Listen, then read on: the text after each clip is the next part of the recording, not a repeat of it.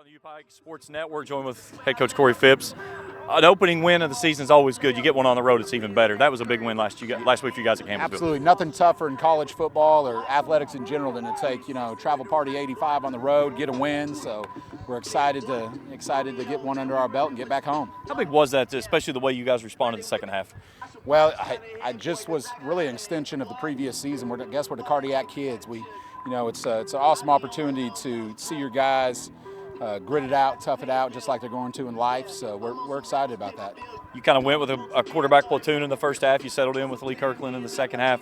He leads you down and gets the go-ahead touchdown at the end. And it's kind of you and I were talking about. He's kind of steady Eddie as it goes. He's not going to do anything fabulous, but he's going to take care of the football. Yeah, that's absolutely right. Both those guys do a great job for us, X and Lee. And, it really fell in a situation where it was his turn, his two series, and he finished out the game. Alex Sanders, again, what you expect from him, another dynamic kid that just continues to rewrite the record books here in UPike. Yeah, and you can't find a better human being, so, we hope he has a big day tonight, too. He had a big game when you guys met this team last year down all the way down in the lower part of the state. What do you look at when you go back at game film and see that he did so well that he can carry over here today? Yeah, we've got some wrinkles to get him the ball and do some things, and he's always the kind of guy that also, he's such a great decoy, he's going to open up other people. Defensively, when you look at this team, what do you see that you guys line up well with them? Well, very strangely, we play a Jaquan Roberts, the starting quarterback, who was our starting quarterback at Kentucky Christian. So I know his style of play, maybe not the system necessarily, but we see a guy who's great in play action, great with decision making. I think defensively, if we can get after them and fill some gaps early and create some frustration, then it'll go a long way. Both teams last week defensively did a really good job in the running game of slowing things down, and that's kind of one of the things. You want to open up the passing game, it starts on the run. Absolutely. It's not cliche. It's really not cliche. That's truly the essence of college football right there. What do you look at an opportunity today, take your season 2-0 to start things off? How big is that? That's huge. We've done it 2 previous seasons. It will not derail us, but it will propel us if we can. Coach, good luck. We'll talk to you after the game. Thank you. Hey, Coach Corey Phipps. We're back for more after this on the UPike Sports Network.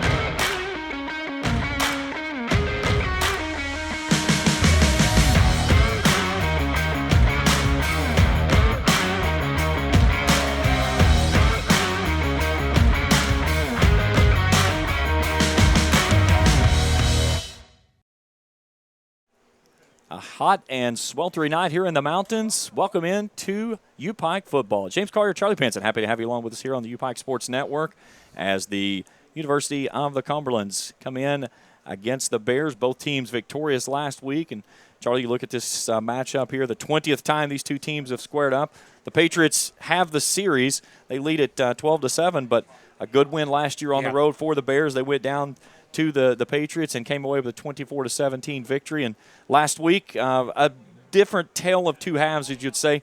Down at the half, 21-7, they win it.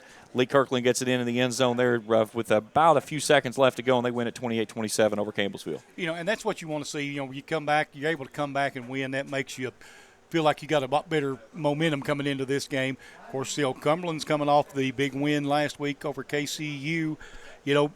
Don't know how much that's going to mean today. They may come in a little overconfident because, Pike will come from behind to get the win. But now, we did beat them down there at their place. So this is always a tough team to play because normally in the past it's been that triple option team. They really love to run the football. So they may test this defense a little bit today. Well, they've got a new different quarterback in Jay Roberts and a guy from KCU that Corey Phipps knows all about. He was around when Jay was there in Grayson, and more of a pocket-type passer. Only threw 11 times last week for 73 yards in that lopsided win, but it was they were very efficient with the football on the ground. When you look at the defensive side of things, both teams very stingy on defense last week in the running game. Yeah, that's true. I know UPike did a really good job down there holding that running game down. Because that's why I'm looking maybe see Cumberland come in and try to pass the ball more by looking at that. But then again, I think 2 different teams that they were playing last week too. Yeah, I think that's 100% difference too. I mean, and you look at Campbellsville, Jager Gillis, the quarterback down there, I mean, he was at Boyle County. He slung it all over the state of Kentucky in his time there, and he's got his big tight end there that was Shepperson, who we saw here last year when they came in, and that's what they did last week, threw for almost 400 yards, and it was just you're going to see a different contrasting style. The biggest thing I think we're going to see today from last week, though, the heat. Very sticky, very hot out, not very humid, but there is no breeze to speak of whatsoever. No, so far today, I mean, it's dead heat, like I said, just laying right down that field. You know, it's probably in the 80s, maybe 85 up here, but it's probably down close to 100 on that field. Oh, without a doubt. You know, you put the playing surface in, a beautiful new playing surface here at Howard Hilliard Field, and it's that's something, you know, you talk about the playing surface. I remember back in my days with Marshall, there would be times you'd be on the field and it was burning your feet. It was so hot outside, and it was you had to find the only place of any shade that you could to go get some refuge from a little bit. And that's the thing today. Which team hydrated the best of the two coming in to this game? That's going to play a big deciding factor in the fourth quarter. Well, you know, they've been able to practice on this field some, and on the turf so they're used to this heat, maybe here more than Cumberland is coming up, because we don't know what the weather like been down there, but we know it's been pretty warm up here, and especially in the early practices. You look at the quarterback situation for U-Pike. Last week we saw both quarterbacks with Lee Kirkland starting things off.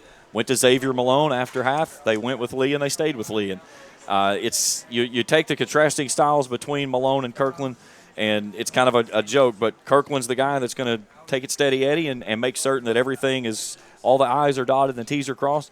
Malone's that guy that hair on fire, and he's going to see what he can do. Yeah, you know, and there's, like I said, they're different.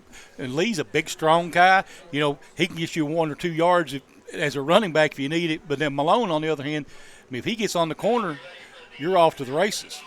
You speaking with that, and then, of course, you talk about the dynamic kid in the backfield of Alex Sanders, and he just continues to rewrite the record books from the running back position. But at the same time, he's like an additional receiver on the field because of the way he can line up. He can come out of the backfield on a wheel route. He can go a crossing route. He can get a quick slant. But he also does a really good job blocking when they ask him to do so as well. And, you know, you got Medeco comes in, too, the backup in there, just this big, strong kid. He just comes in, just kind of runs over people, too, kind of punishes them.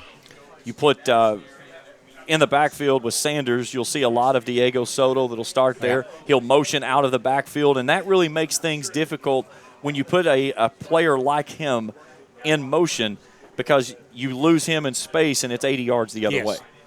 Yeah, that's it, because he's really another wide receiver, and that's just a way to get him. You know, if you can throw it to him and hit him on the run, that just makes him faster.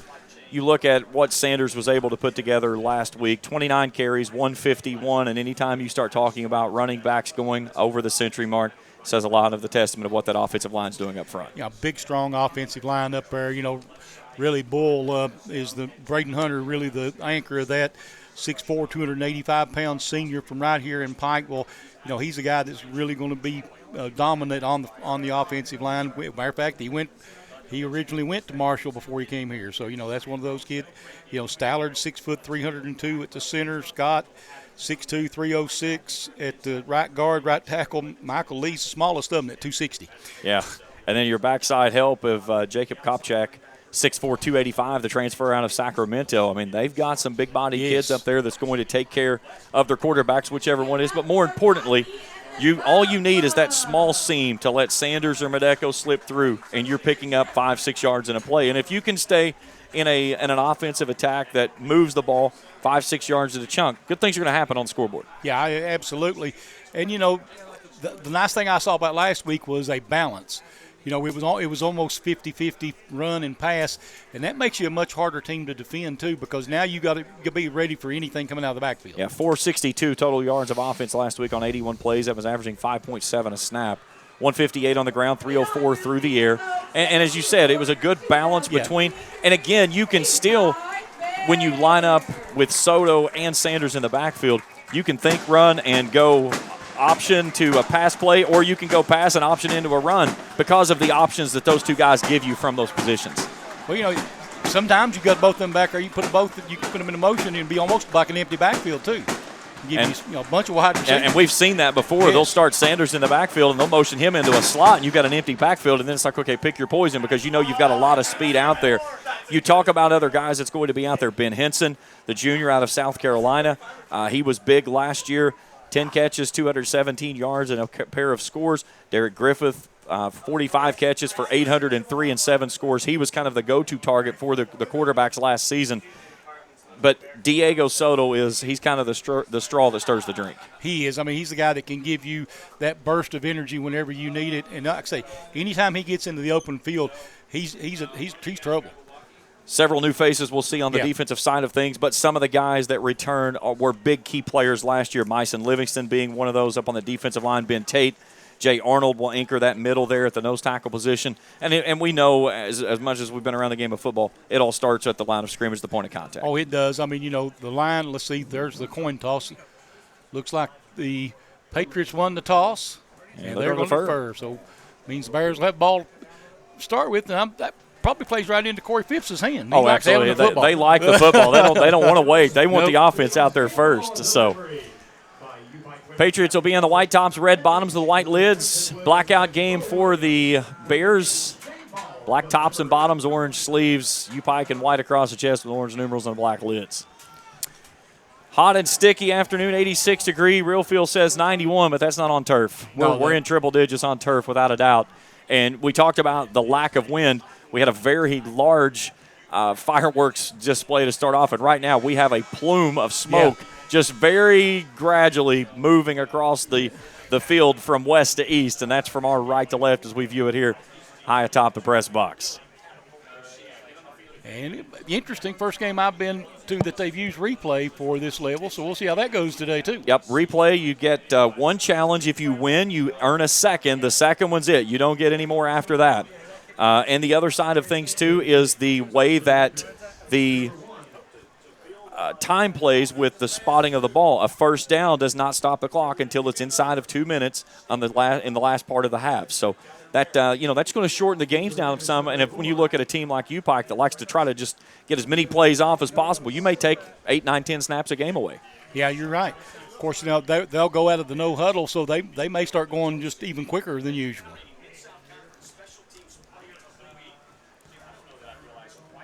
Like the official's taking their spot. He just dropped something. Dropped everything. Yeah. Hopefully you don't write anything down in that little book tonight. Without a doubt. So Diego Soto and Derek Griffith back deep to return. And we're ready for football here on a hot and sunny late Saturday afternoon, or I should say evening, here down in the mountains. Ball at the 35, working it from right to left. And a swing and a leg, and this ball game is underway. Soto near sideline at the 3. Across the 10, 15, a big hole near side, 30, 35, 40. Turns back inside, he spins free at the 50. Angles to the middle of the field. Soto's across midfield and down inside the 35. And the Bears will have great field positions to start off their first series here to open up this contest. Soto did a great job getting out quickly, picked up a couple of blocks, made a nice cutback, and just a hair away from breaking that one all the way. And so patient. Yes. That's something we've seen so much from that young man, is how patient he is when he's around the football. And that time he got it, as you said, the big open back here around the 20-yard line and let that speed take off. So here comes Lee Kirkland and the offense. Kirkland, a 6'6", 255-pound senior out of Bluffton, South Carolina. He'll start with 2 receivers left, 1 right, and Sanders in the backfield. Ball at the 35-yard line near hash mark, working from left to right as we view it here high atop the press box. Kirkland on 1st and 10, looking at a blitz coming off the edge. They'll give it off to Sanders. He'll tiptoe into the hole and pushes the pile forward down there the 30. They'll give him the 30-yard line, a gain of 5, make it 2nd down 5. Saw 4 of those big offensive linemen down there with him, too, so that's a good sign. Walker Dunn, 6'2", junior inside linebacker, making the stop. Kirkland on 2nd and 10, hands it off to Sanders, slips a tackle, dives to the left. He's inside the 30, down to the 28. It'll be 3rd down and 3. Opening seconds of the first quarter here.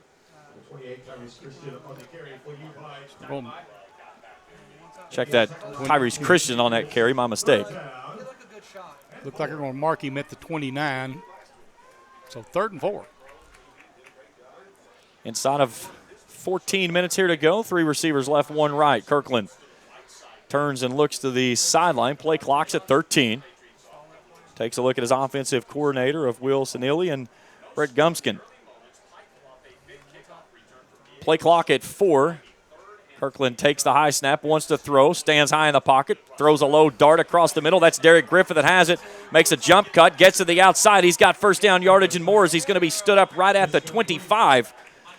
And it's going to depend on the spot. They've already signaled, move the sticks, and that's a U-Pike first down. I think they're going to give him the 24, so nice move over there to get to that first down marker. Derek Griffith, 6'1" graduate student out of Sacramento. So down to the 24-yard line, and the Bears knocking on the orange zone door. 3 receivers wide right this time. They'll give it off on the handoff to Sanders, and he goes off the near sideline and gets tangled up. And again, that's Christensen. Now Christensen jumps off. We'll get Madeko in for his first time. Gain of 2, second down 8. Ball at the 21-yard line. Spotted near this near side hash mark. Kirkland stands, takes a look at his defense. 2 high safeties. Madeko into the right pocket of Kirkland.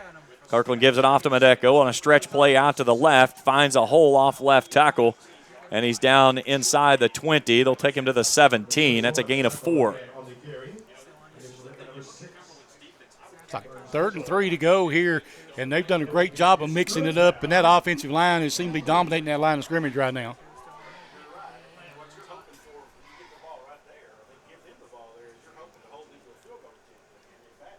So 3rd down and 3 from the 17. Kirkland goes with Madeko in the backfield with him in a twin set. Boundary left for the Bears. Play clock's at 6 as Kirkland makes an adjustment.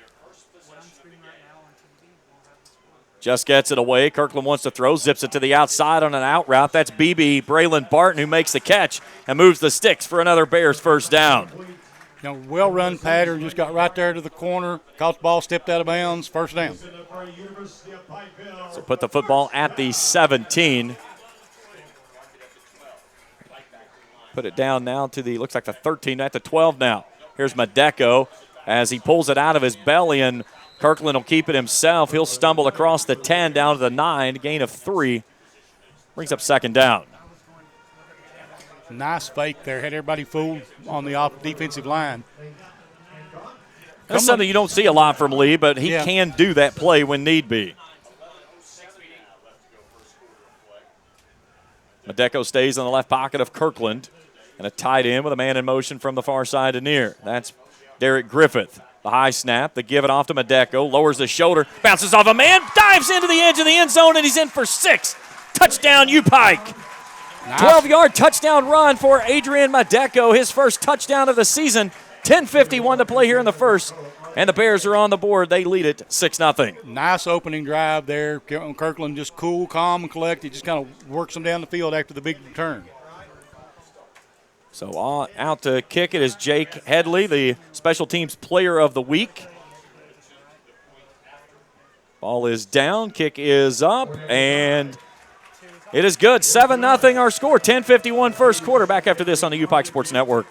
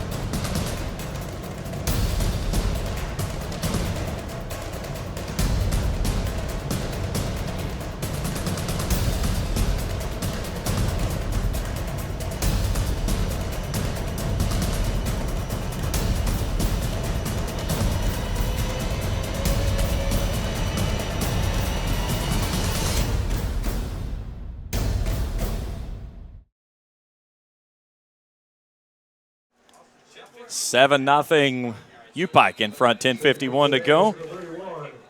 And Austin Shuffler for the kickoff for the Bears. 8-play, 35-yard drive, 3:57 off the clock. And then Shuffler Drives this one down the middle of the field. Hancock takes it at the 4. In between the hashes, 10. Takes it to the outside, 15, 20. And gets tripped up inside the 20 to near the 25-yard line. And here come the Patriots and their first offensive series. And Charlie goes back to that last series. It all started with the kickoff return of Diego Soto, a short field, and the Bears took it very calmly right down the field. But that offensive line set the tone on that last rushing touchdown there by Medeco for 12 yards to get in the end zone. Well, I thought that also Cumberland, they play that three-man front, but they stayed in that base. I didn't see them stunt very much out of that. So Jay Roberts, the senior, will start with Darius James in the backfield. An H-back in motion from far side to near. 2 receivers wide to the side nearest me. Roberts wants to throw on first down, brings it out near sideline, has his man there of Elijah Howard. He hauls it in, but immediately met at the point of contact as coming in and getting him is Timothy Butler, the graduate out of Plantation, Florida. Gain of 7 on the play, 2nd and 7. Put the ball out at the 33. Roberts going to climb up under center this time, and a lone setback, a receiver each way. Roberts takes, turns, gives it off to his tailback as James will hurdle across the right edge. He's across the 35, 36-yard line. And let's see if they move the sticks, or is he going to be just shy at the 36 to make it 3rd down and 1, and that's what it looks like it's going to be. Inside of 10 to go, 7-0 Bears. 3rd down conversions last week for the Patriots, 6 for 12. And now I think we're going to get an official timeout for official measurement. Yep. Today's game is brought to you in part by Red, Brown, and Williams Real Estate, Bears Den Nutrition, Appalachian Wireless, Walters, Slim Chickens, Mo Southwest Grill, Penn Station, Buffalo Wild Wings, Texas Roadhouse, Bank 253, Giovanni's Pizza, Core Health Center of Pikeville, SNF Mining, Genmar Services, Compassion Pediatrics, Grace Custom Sign, Nova Pharmacy, Altman Eye Center, Janice R. Johnson, Grace Custom Signs and Graphics, Great Clips, Cordell Construction, and Community Trust Bank. A big thanks to all the sponsors for supporting Bears football. Looks like it's going to be about 2 lengths short. So it'll be 3rd and inches. Last week, U-Pike on 3rd down on the defensive side of things, 5 of 11. This is where you're in a position to where you've got to be careful to not get caught looking and give up a big play. Yes. How big would it be if the Bears could make a stop here and get the football back in a 7-0 lead? So Roberts will go from the gun in a pistol look. James directly behind him. Roberts on 3rd and inches. Sticks it in the belly of his tailback. James has got the first down yardage and more, and he's shoved out of bounds on the far sideline. Jaquez Russ, the graduate out of Tarmac, Florida, chases him out of bounds, but he'll move the sticks. And a fresh set of downs, for the Patriots as he'll get to the 46. I think U-Pike was worried about the middle and kind of gave up more on the outside than they needed to. Starting in the backfield is Micah Swim. He's been kind of working as an H-back, if you will. 2 receivers left, 1 right for Roberts on 1st and 10. Play action, brings it here. It's a tipped ball as Jaquez Russ got a hand on it. He says no, no, no as that ball went into the middle of the field. And the Bears could not find it in the air. They would have had an opportunity there to pull that one down for possibly an interception. 2nd and 10, clock rested, 9:10 to go. Patriots ball at their own 46. Roberts takes a look across the field. Wants to throw it on 2nd down. Pocket collapsing. Stands in the pocket. Throws a dart down the middle. And Romeo McKnight was the intended person, but the ball hit the ground. It's incomplete. It's 3rd down. I didn't see the official give a signal back there. I watched the trailing one. But that one was a clear-cut hop, skip, and a jump in, if you will. So now 3rd down and 10 coming up on this snap.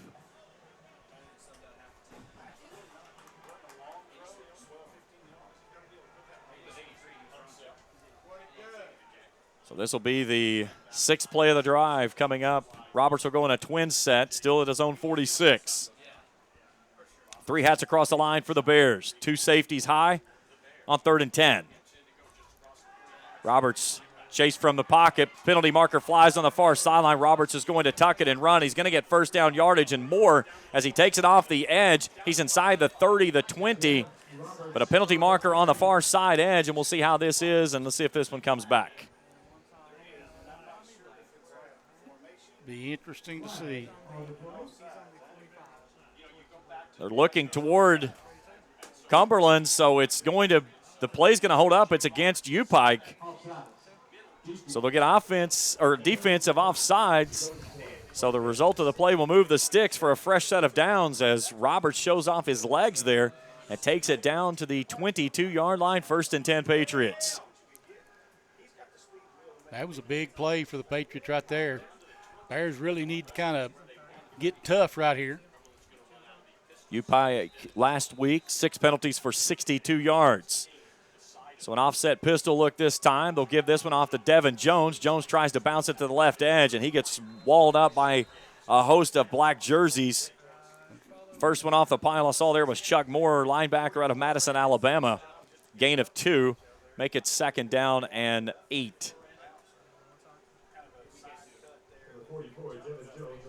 Going to be Bears defense done pretty well on the run up the middle. It's the edges that have hurt us so far tonight or this afternoon. Roberts looks like he's going to step up and maybe go under center here. He's got a tight end out there of Curtis LaFleur. He'll attach on the near side.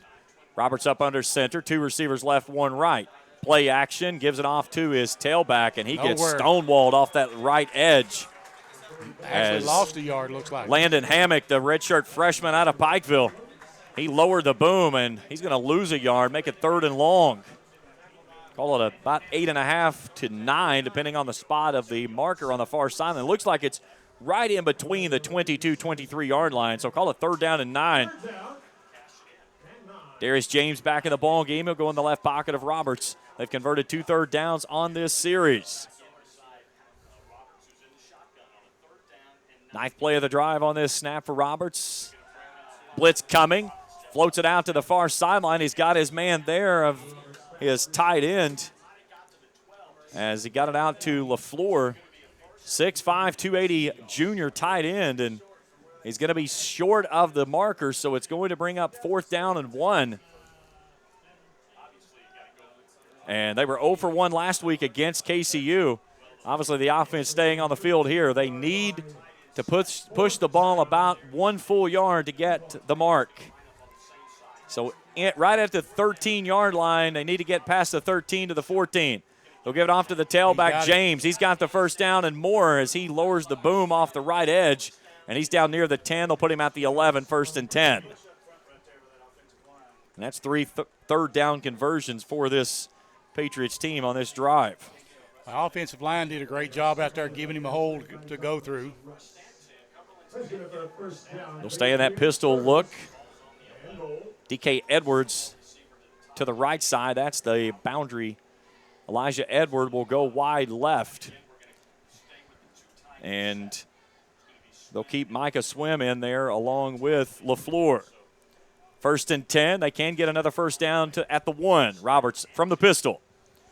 Rolls out, throws the option. He gets it out to James. He's hemmed up and taken out of bounds as they take the marker with them.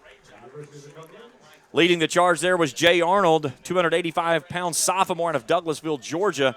That big nose tackle. We've talked about Jay a lot last season. Yes. Here we are already talking about him here today.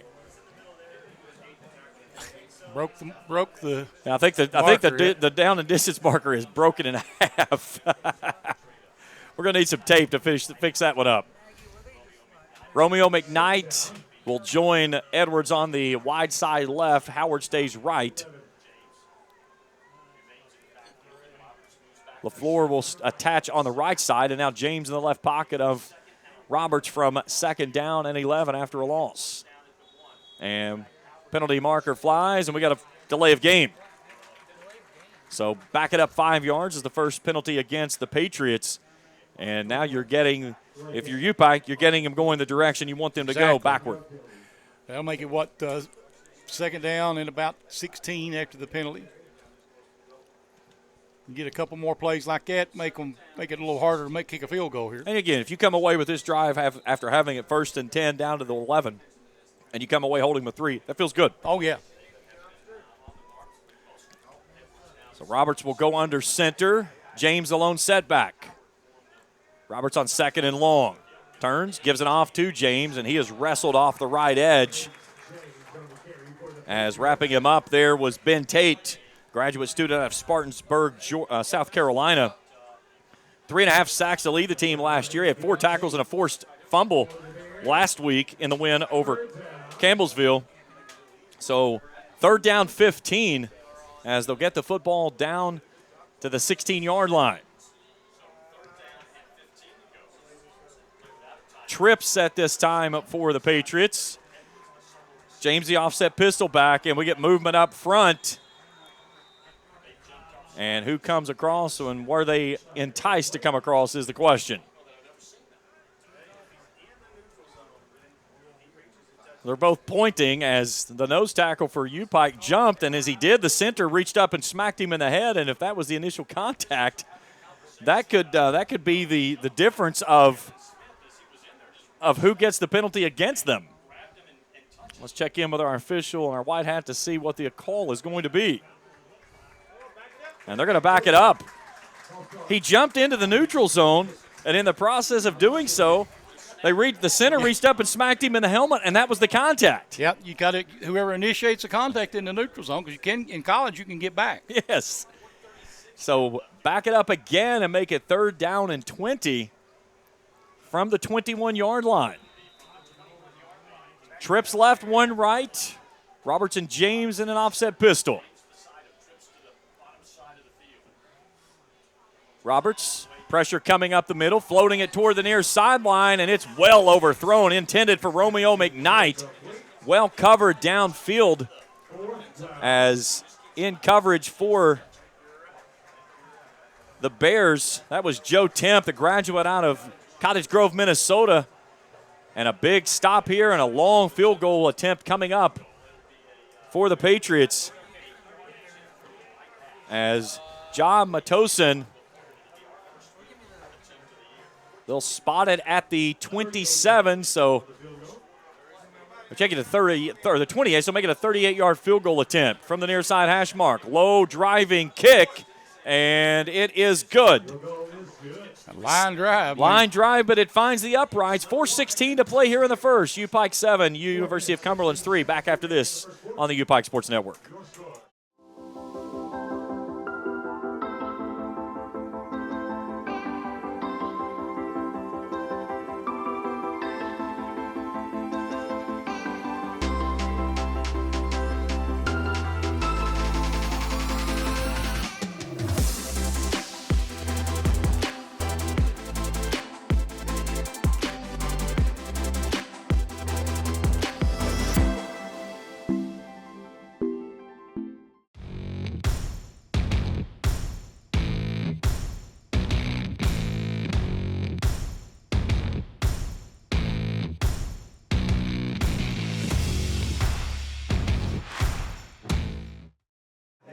Thirteen plays, 52 yards, 6 minutes, 28 seconds off the clock. But the Patriots have to settle for 3, and it's a 38-yard field goal from John Matosin. And it's 7-3 with 4:16 to play here in the opening quarter.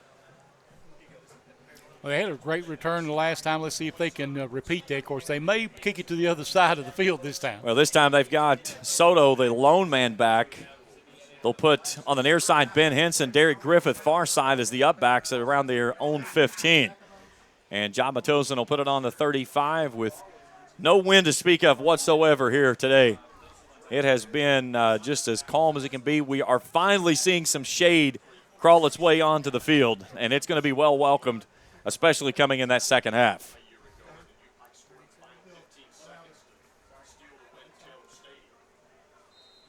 Tosin ready to put it in play. U-Pike looking for its second offensive possession, up by 4. Little squib kick goes to the far sideline. That's Derek Griffith who fields it at the 18. He'll reverse fields, come near sideline, shed a tackle in the 15. He's got the near sideline, 25-30. Makes a man miss at the 35-40, and then he's chased down into his own bench up near midfield. So another great return for the Bears to start off their second possession. You know, when you can get this kind of field position, it's great to give the offense like giving them a gift. Put him at the 48 of the Bears, so another short field for Lee Kirkland and his crew. And this time we'll get Alex Sanders for the first time in the ball game. We'll do a stacked 2 guys in the slot, 4 receivers, 3 to the boundary. Sanders takes it, bounces it off to the edge, and he is swallowed up there. And Sanders could not get loose, as getting him off the edge was Cantrell Smith, 6-foot freshman. Had a half a sack last week in the win over KCU. They'll lose a pair on that one, make it 2nd down 12 at their own 46-yard line. Smith did a really good job getting a push off that edge. Yes. Here's Kirkland. Blitz coming off the edge. Kirkland pumps, comes near sideline. He's got his man there. He was going for Ben Henson. Breaking it up was Damon Mitchell. And Henson might have heard some footsteps coming there. And it looked like the ball came out of Kirkland's hands a little wobbly as well, as it wasn't just precisely on target where it is, and that's going to be 3rd and long. And this is not where you want to do a quick 3 and out. No. And shove that defense right back out there after being on the field for 6.5 minutes. Twin set for Kirkland. He's going to throw on 3rd down, stands in the pocket, comes near sideline. He's got his man there, makes a great comeback catch as he finds Derek Griffith down inside of Patriots territory. Take him to the 39-yard line, move the sticks, and a Bears first down.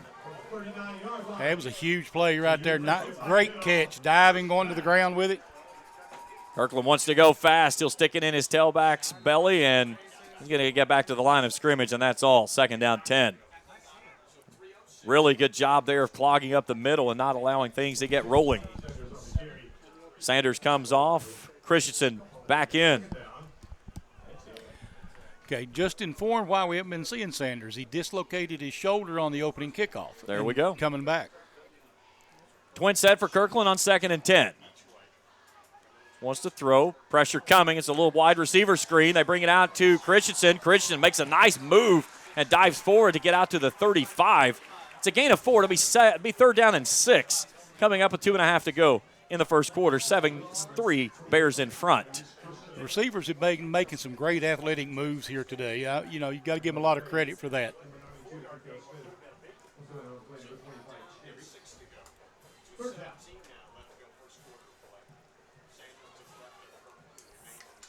Kirkland on 3rd down. Wants to throw. Steps up. Fires it across the middle. Had his man there, and he overthrows it. It was deflected. DeSoto tried to get underneath it, and it was intended for Ben Henson. And Soto almost ran underneath it. It falls incomplete. Clock rest 2:05 in the first, and it's 4th down and 6, and the Bears are going to go for it. You're kind of in that no man's land here. Not unfamiliar territory. They were 2 for 4 last week, moving from the sun to the shade. Kirkland trying to get them to move. He'll turn, look to the sideline, pick up the offensive play call.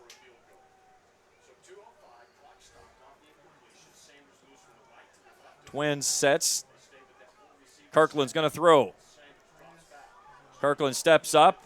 He's going toward the back of the end zone. He's got his man there, and he can't haul it in. He was looking for Ben Henson. In coverage was Nate Hancock. Pass falls incomplete, and a turnover on downs. A few years ago, we had a field goal kicker we would have been kicking that one. Without a doubt.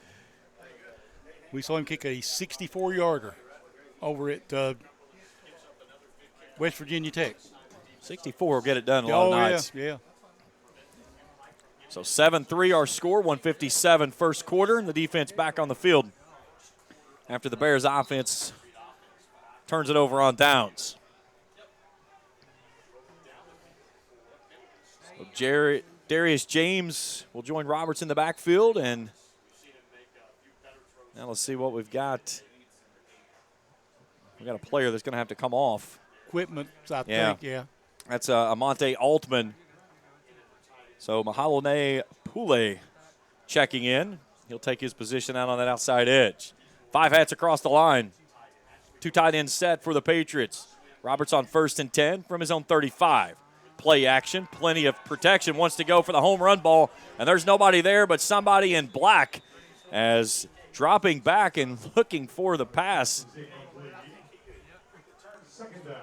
That was Timothy Butler, the closest man in the white jerseys with DK Edwards, but he was almost in a triple team. Yeah. They were running a crossing pattern out there, and nobody bit. They had them both covered. Everybody was covered. Roberts had plenty of time, but that was because they dropped everybody in protection, only rushed 3. 2nd and 10. Roberts gives it off to James. James starts right, gets stood up. If he stretches on out to the edge, he probably picks up a lot more. But a nice job there by Poulet on an open field tackle after a gain of a couple. It'll be 3rd down and long. 90 seconds to go here in the opening period. 7-3 Bears in front of the Patriots. Bears need to get a stop here and get the ball back because, they need to get off the field. We'll rotate into a nickel set here as Brett Bad Intentions Coleman checks into the ball game. Trip set wide left.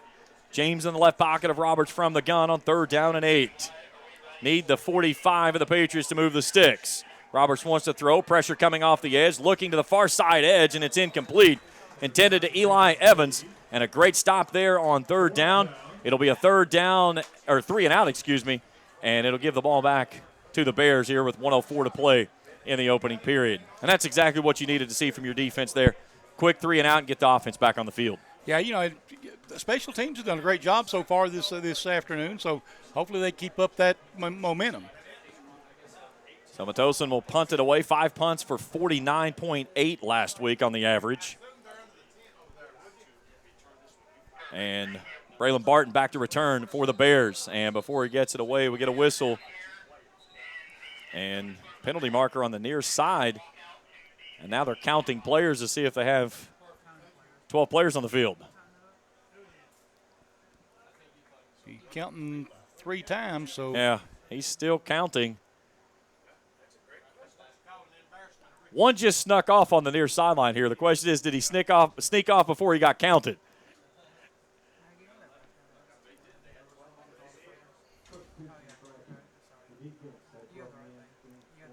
So 5-yard penalty will still make it 4th down, and the punting unit will stay on the field for the Patriots. So does not move the stick, so it moves it up to the 43-yard line. And now you see if you can try to pin them inside the 10. Low snap. Tosin booms this one off to the far sideline. Barton catches it at the 18, takes it to the far sideline. Penalty markers fly on the far edge. And let's see what we get from the other edge on the penalty marker as the Bears will take over with their worst field position here in the first 3 series.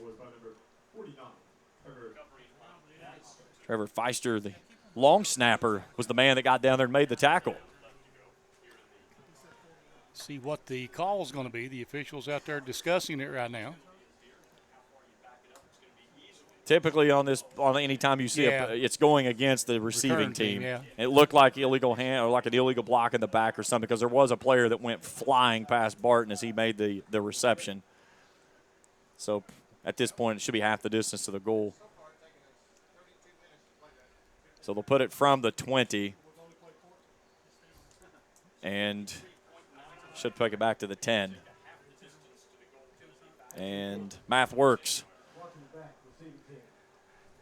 So most of the time you see penalties on kickoffs and punts and all that. It's always against the receiving and team. it's always on the marker, too. It makes it a lot easier to count. It always makes it easy to count those off. So here comes the offense. And we'll get our new quarterback in there as Xavier Malone will check in for his first series.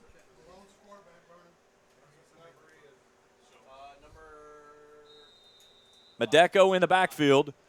2 receivers wide right, 1 left for Malone on his first snap for the ball game. High snap. They'll give it off to Medeco. And big hole off the left edge. And off to the races he goes. 30, 40, out to midfield and is shoved out of bounds on the far sideline by Nate Hancock. What a big play there as he'll take it all the way from the 10 down inside Patriots territory. 1st and 10 Bears. It's a huge play. The C's kind of opened up in front of him there. The offensive line did a great job. 43 yards on the scamper by Medeco. And that really takes the pressure off the offense now. They're going to turn and give this one off to Christensen. Christensen makes a man miss, sheds a tackle, and pushes the pile across the 35. A gain of 12, 1st and 10, and that may be the final play of the first quarter if the Bears elect to make it so, but we know how that typically goes. They've got 20 seconds. They can try to sneak 2 in if they want to. 1st and 10. Malone gives it off to Christensen again. He sheds a tackle at the 30 and falls down to the 26. That's going to be a gain of 9. That's going to be the first quarter. 7-3 U-Pike in front, but the Bears are driving when we return on the second quarter here on the U-Pike Sports Network.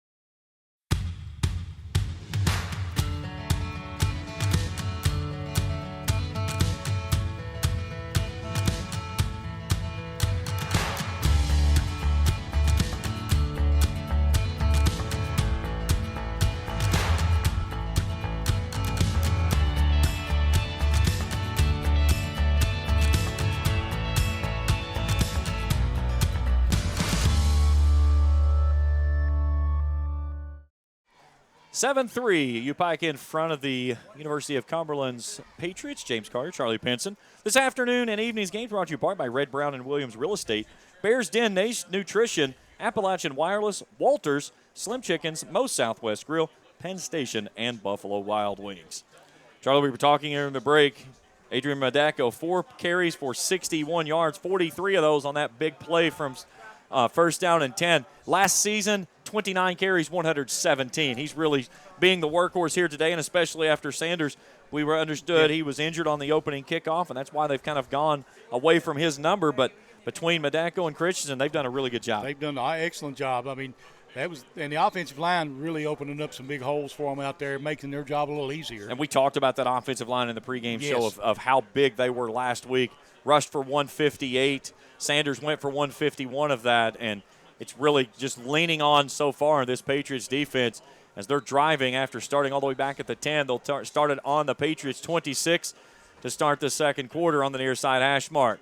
Xavier Malone looks at a blitz, gives it off to Madeko. Madeko off left tackle. He's down inside the 25 to the 23, a gain of 3. You know, I mean, it's what else. He's like a little tank out there. He may not be the fastest guy, but he keeps those legs churning, and he'll get you some yardage. 5'9", 185 senior out of Cape Coral, Florida. So move the sticks and another first down for the Bears. So Malone in his first series looks at a blitz. They give it off to Madeko. Angles right, finds a big seam as he cuts back inside. He's down to the 15. That's a gain of 8, maybe 9, depending on the spot, and that'll be 8 as they'll put it right at the 15, second down. And that sun, Charlie, has finally got behind the trees. You go. That's nice. Bears driving into what is left of the sunlight on the end zone. High snap, the give to Madeko. He's met in the backfield as coming off that edge untouched was Jalavius Wilson, making his first start from that outside linebacker position occupied by Michael West last week, who was out. He read that one perfectly. Yes, he did. So we'll make it 3rd down and 4. 13:45 to play in the half. Bears leading 7-3. Malone takes a look as Wilson's out there on that outside edge showing blitz, and Malone turns and looks at the play clock. It's at 10. He'll reset the offense now at 8. 2 receivers right, 1 left. Malone wants to throw on 3rd down. Pressure coming. Rolling out right, gets a block, wants to throw, looking toward the back corner of the end zone. He slings that one into the stands. Great catch there on the man off the bench. He even stood up after he caught it. But it's going to be 4th down coming up, and the Bears with an opportunity here to make a decision. They want to try to kick for 3 or go for it and see if they can move the sticks and get a fresh set of downs. And the offense for the moment staying on the field. In other news, that kid just got an extra $1,000 scholarship. The kid off the fence got an extra scholarship offer. Malone turns, looks to the sideline. Play clock's at 9, and we'll see if the Bears are going to use their first time out of the half. Malone takes it, trying to get people to move, and nobody gives, and they will take the timeout. 13:19 to play here in the opening half. 7-3, lights on here at Hambly Stadium and Hambly Athletic Complex, I should say. But this is a big series right here. again, you kind of feel like the Bears offense is really driving the ball down the field at will. But they've got to find a way to get the ball into that orange zone and punch it in for points. You're right. And this is kind of on that edge. I don't know what his actual range is. So this is what we're looking at, about a 30. I think we're at the 17, so make it about a 30, 31-yard kick. Yeah. He's plenty in range if they elect to go that way. Headley did attempt one last week. It was blocked. Will be interesting, to see what decision they make.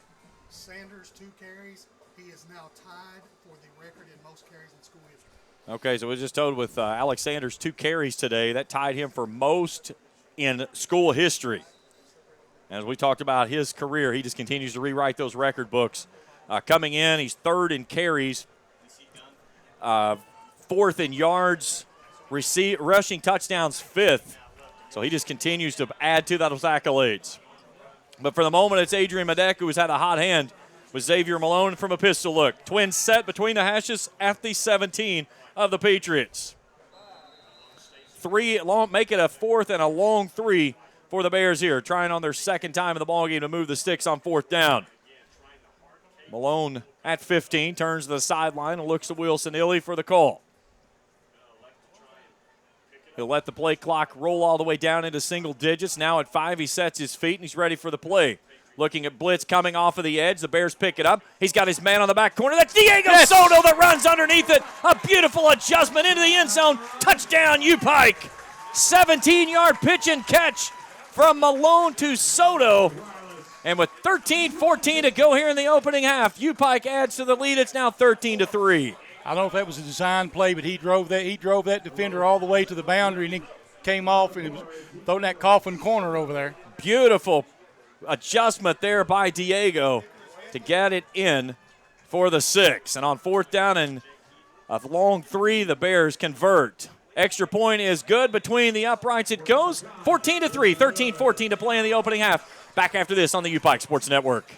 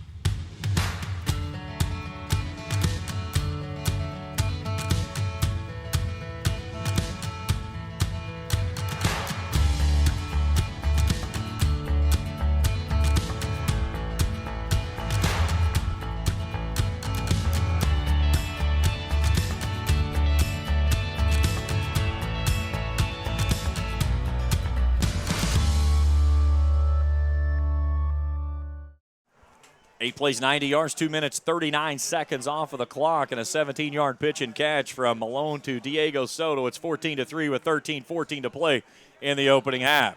Kickoff drives McKnight back to the 4. He'll come right up the near side seams, slips a tackle for a moment. A penalty marker flies as Anthony Grant nearly sawed him off in front of the Bears bench.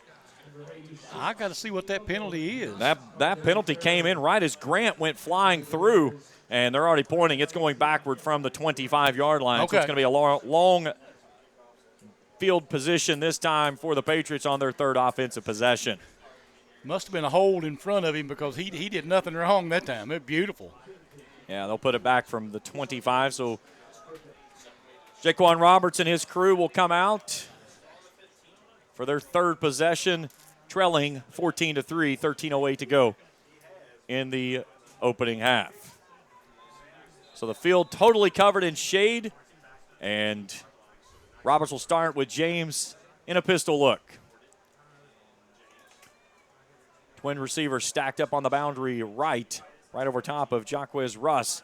The turn to give to James. James looks for a hole. There's not much there as he comes off the near sideline. And flying in there and wrapping him up is Myson Livingston, graduate student out of St. Mary's, Georgia, pride of Camden County High School. Give him a gain of a couple, and the Patriots want to go quick. Roberts gives it off to James again. bouncing off of tacklers as he tries to get loose out to the left edge. He'll pick up the 20. And it's going to be third down. I'll pick him the 21, so third down and 4. The Patriots want to go quickly again. A triple stack on the near sideline. Here's James again. He's going to come off the edge, and he gets swallowed up, as that was no one home except for black jerseys. As looked like Braden Price making the stop, and the Bears that quickly force a back-to-back 3 and outs, and here comes the offense back on the field. That defensive line, you got to give them a little bit of credit because, I mean, they stopped up the holes that time. That's last drive. The Patriots had the ball 3 plays, 7 yards, and this one a quick 3 and out, and the Bears are going to get the ball back, leading 14-3 inside of 12 to go before halftime. So Matosin trying to kick this one away. A low driving kick that takes an end-over-end bounce down the far sideline. It'll take a favorable bounce for the Patriots and come to rest at the Bears' 35-yard line. So looking at some numbers in this one, Kirkland 4 for 7 for 29 yards. Malone 1 of 2 for 17, and that was 17 was a big first down play on that up-and-out route that he hit Ben Henson. Or check that was Derek Griffith that made the catch. So back out is Malone. And Tyrese Christensen will start in his left pocket. And we'll see, looks like Braylon Barton in the backfield with him as well. Barton in motion, high snap. They'll give it off to Christensen, and he is hammered off the edge. As Talil Blackwell, 6'2 freshman, off that defensive line, a defensive end, made the stop and a loss of 2. Diego Soto back into the ball game. Christian will stay in the backfield with Malone on 2nd and 12 as we approach the 11-minute mark. Soto in the slot on the near side. Christian and Barton in the backfield. Malone wants to throw. He pumps, steps up in the pocket. He's going to take off running, lowers his shoulder, and he runs into a big tackle of Adam Cottle. 5'11", 225 meets in motion, 6'1", 195, and that was a head-on collision. It was. So it's third down and long as he'll get it down to a 3rd and 7 at the Bears' 38-yard line. But a nice job there for Xavier Malone to use his feet and set up a favorable third down conversion attempt. They need their own 45 to move the sticks.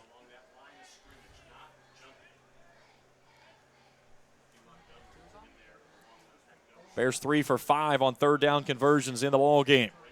On the season, they were coming in 9 of 17. That's 53%. And the play clock is at 0. And let's see did they get the timeout. And now they're going to take a delay of game. So back it up 5 and make it third down and 12. Just negated that run. So off is Barton. Back into the ball game is Ben Henson. Clock continues to roll as we go across the 10-minute mark coming up on this snap. Maury Hardwick and Diego Soto on the near side. That's the wide side left for Malone. Pressure coming. Malone standing in the pocket, and then this time he's not going to get free. As coming off the edge and picking him up was Major Newman, inside linebacker. And a big stop there by the Patriots defense will force the punt coming up for the Bears. If he could have made time, somebody had to be open because they brought everybody. They brought the box, and they loaded it up on that edge, and he just could not find it. If he noticed that coming off that edge, the outside edge was open. There was a lot of running room. So back to kick is Joseph Sandorf, the junior out of Tarpon, Florida. Let's see if he can hang a good one here. Averaged 53.5 on the punts last week. Punted the ball twice. And he gets this one away and hangs it nice and high. A fair catch signaled for at the 38. And that's where the Patriots will take over, trailing 14-3 with 9:02 to go here in the opening half.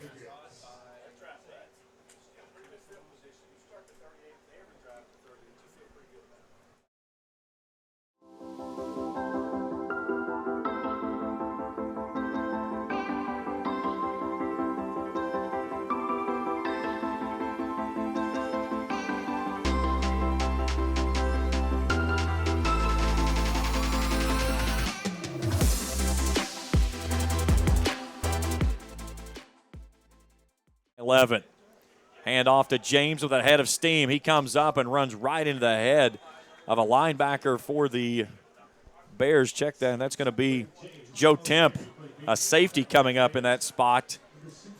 But a nice run there on first down, picks up 4, makes it 2nd and 6.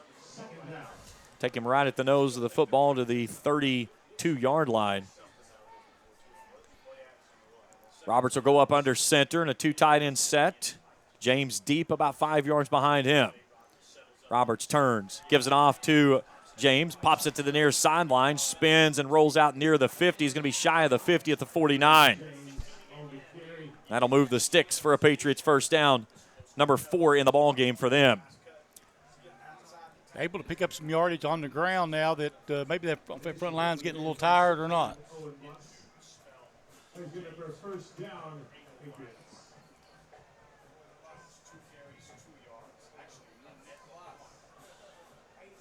Another 2 tight end set for Roberts on 1st and 10, just shy of midfield near side hash mark.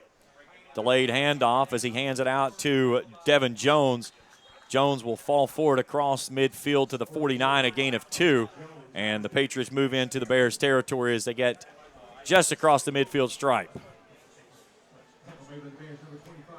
Look for a play action out of here any moment here because they're really setting it up like they're going to keep it on the ground with that double tight look. They go out to a single tight end look now. As swim goes off, LaFleur will be the lone tight end. He'll work on the far sideline. 2 receivers right, 1 left. Pistol look for Roberts, 7:17 to play first half. Man in motion is Folk. They'll give it off to the tailback. That's Jones. He works off the left edge, and he's down to the 45-yard line. They'll make it 3rd down.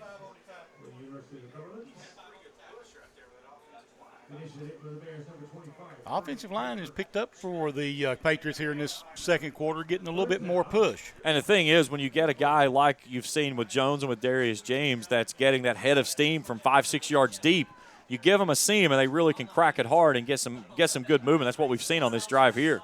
3rd down and 4 from the Bears 45-yard line for the Patriots. 2 of 6 on 3rd down conversions in this ball game. Roberts standing at midfield. He's going to call his own number, roll it off left, come back right. He's going to be short. Nice job there in the middle as coming under and getting the stop for the Bears.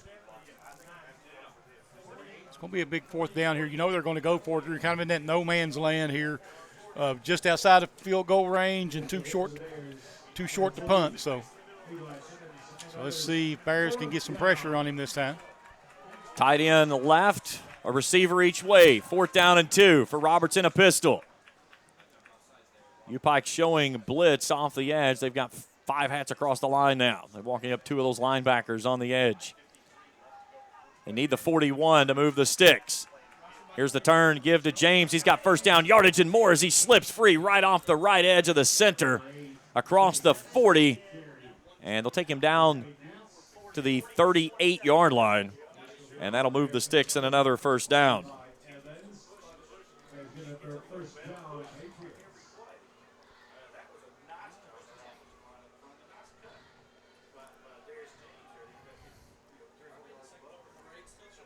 So 1st down and 10, a 2 tight end set this time as they'll go heavy set on the right. Play action, Roberts wants to throw, comes near sideline. He's got his man there of Elijah Howard on a little up and out route as he takes it out of bounds inside the 30 down to the 28. That's a 10-yard gain, and that'll move the sticks, or is it just going to be short? Nope, we'll just be short of the marker, so 2nd down and inches. I don't know if they know or not because I think the marker moved. Yeah, the marker, well, they tried to start walking the end marker up, and then all of a sudden they said, stop, go backward. So it's just about a half a nose shy of the marker to gain. So Anderson in the backfield now. He'll take the handoff, and he gets popped. Jaquez Russ off the edge delivers a punishing blow. He'll move the sticks for another Patriots first down, but what a big hit there by the graduate out of Florida, Jaquez Russ, on that linebacking core, just lowered the boom. He'll remember that one for a few minutes. That's one of those plays you pick up a yard, and you're going to feel every step of it when he got hit. Yep. Anderson will stay in the backfield now. And Sims is in a tight end left, or Swim, excuse me, is a tight end left. Play action, Roberts wants to throw it to the far side. Penalty markers fly as they were looking for Howard. He's going to get tangled up with Timothy Butler. This is probably going to be 5 and a first down after the hold, because it was as soon as he came off the line of scrimmage. I don't think you'll get a PI here. Clock resting, 4:05 to go before halftime. 14-3 U-Pike. And this is a big series here for the Patriots. They get the ball to start the second half as well. That's one of the things we talk about all the time in football. If you can score and keep the other team from scoring on the other end, you got a chance to do twice without having a chance, them having a shot. So they're going to move the football down to look like the 15. And it will be a first down.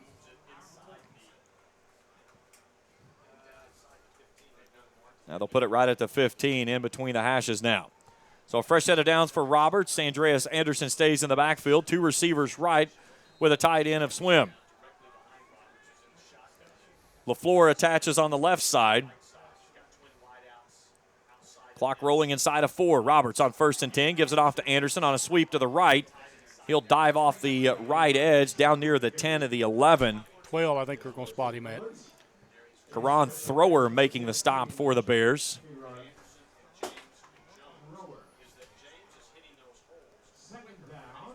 So back into the ball game is Darius James now. Ball down to the 12, a gain of 3, 2nd and 7. 3:30 to play in the half. 11-point lead for the Bears. Defense trying to bend but not break here once again. Pistol look as the Bears loading the box. Here's the option by Roberts. He'll take it out to James, and there is a wall of black jerseys there that read that one perfectly.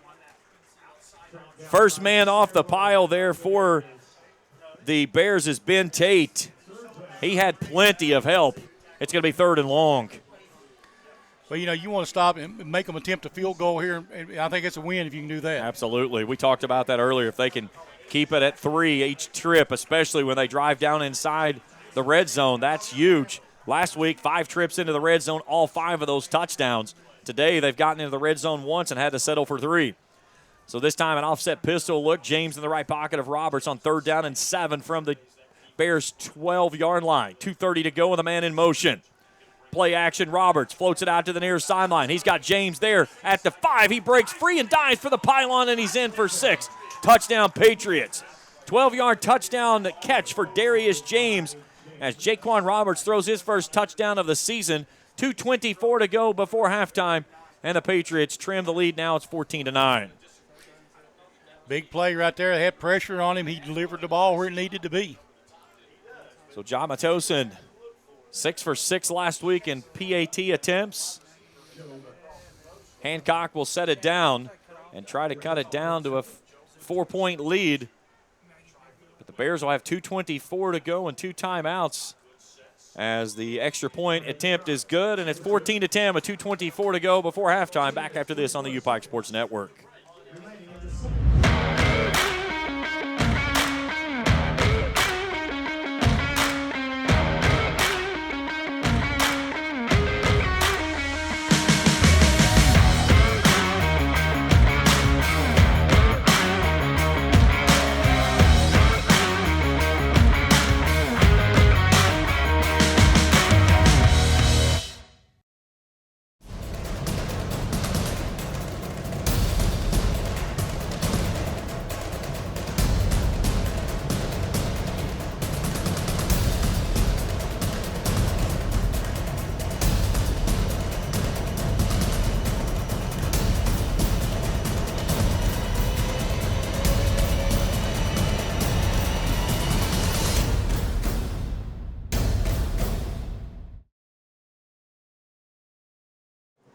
12 plays, 62 yards, 6 minutes, 38 seconds, and a touchdown for the Patriots. And it's 14-10, 2:24 to go, favoring the Bears here before halftime. Tosin's kickoff. All the way back at the 2 is Soto. Brings it across the 10, cuts back at the 10, 15, tries to get to the outside, sheds a tackle at the 20. and he's still driving his legs. He's finally tackled out of bounds into the Patriots sideline. And it'll be about a 74, 75-yard field that the Bears will have to travel with 2:15 to go before halftime and leading by 4. They certainly don't want to go quickly and 3 and out and hand the football back here and give a really big opportunity to a 2-for-1 for the Patriots, as they will get the ball to start the second half. Yeah, Barrett, they need a good drive here. A quick score we'll take, but other than that, Let's see who they go with here. Looks like it's going to be back to Lee Kirkland they come, as Malone will stay on the sideline after delivering the touchdown strike on the last drive. So Tyrese Christensen will start in the backfield. A trips look for Kirkland from the gun on 1st and 10 from his own 26. Kirkland on 1st and 10. Pressure coming up the middle. Brings it out to Christensen on the far sideline. He's chased out of bounds in the Patriots bench. He'll get the 28-yard line. That'll gain of 2. I've actually checked it to 27 now, so a gain of 1, second down 9. Good defensive pickup that time by the Cumberland Patriots. Inside of 2 to go before halftime. Kirkland has plenty of time, throws it across the middle on a crossing route as he's got his man of Derek Griffith, who gets a block down the near sideline. Griffith's got the edge. He's trying to get it in for 6, but it's coming way back as there's a penalty marker back at midfield. Yep. As they're going to get that one on the Bears and negate a big play there by Derek Griffith. They'll get a first down on the play, but either way it's going to back it up for an illegal block at the back. And that's a tough break again for sure, because DeAndre Stafford is the man that's going to be the guilty party. So it was at the 50. Now they bring it all the way back to the 44 and put it at, okay, they just stopped it while he did the thing. Okay, from the 50, 10 yards, and then moves the stick for a first down. 9th first down of the ball game for the Bears. 1:41 to play before halftime. And that was a beautiful play. Had all kinds of room. Oh, yeah. And just unfortunately a not needed block there, as Griffith was going to take him down that edge anyways. So Kirkland on 1st down and 10. Edge pressure coming. Kirkland scrambling out. Throws as he's hit. It makes the pass completion, but unfortunately it's going to be behind the line of scrimmage as Damon Mitchell played it well. Christensen makes the catch, but it's a loss of 1, and it's 2nd down 11. And Coach Corey Phipps will burn a timeout here with 1:29 to go in the opening half. Today's game is brought to you in part by Texas Roadhouse, Bank 253, Giovanni's Pizza, Core Healthcare Center of Pikeville, SNF Mining, Jim R Services, Compassion Pediatrics, and Grace Custom Sign. Stay tuned with us at the half. We'll check scoring and stats of this one, scores from other games, as well as around top 25 action in college football. A lot of games around the area, around the league today, but none bigger than the debut of Deion Sanders in Colorado, and they go to TCU and upset the Horned Frogs. Yep. His son throws for 510 yards, 4 touchdowns in his debut. They had 4 receivers for 100-plus yards. Last year, the Colorado team had 2 100-yard games the entire season from the receiving corps. He's a dynamic guy. He said in his post-game interview today, he said, we told you, we listened, we took receipts. We all know that Deion, he was a talker in his days of the league, and he's definitely going to take the nation by storm with his team. All right, 1:29, 2nd and 11 for Kirkland. Pressure coming off the edge. Kirkland stands in the pocket all kinds of time. Britt delivers it across the middle. He was looking for Griffith, but the pass was low. It's incomplete. It's 3rd and 11. They need midfield to move the sticks, and this is definitely not a position to where you would be in 4-down territory. No, you'd have to punt it away here. Patriots have all 3 of their timeouts if they would need them if they get the football back. But now, how aggressive does the Patriots defense get? 2 high safeties for Kirkland. They rush 4. Kirkland, he's got a man on the far sideline, was looking for Ben Henson, and there's the penalty marker. Hung up with Nate Hancock as Hancock grabbed him as he came out of his cut. they'll try to say that the ball was uncatchable, but as soon as he came out of his cut, Hancock wrapped him up.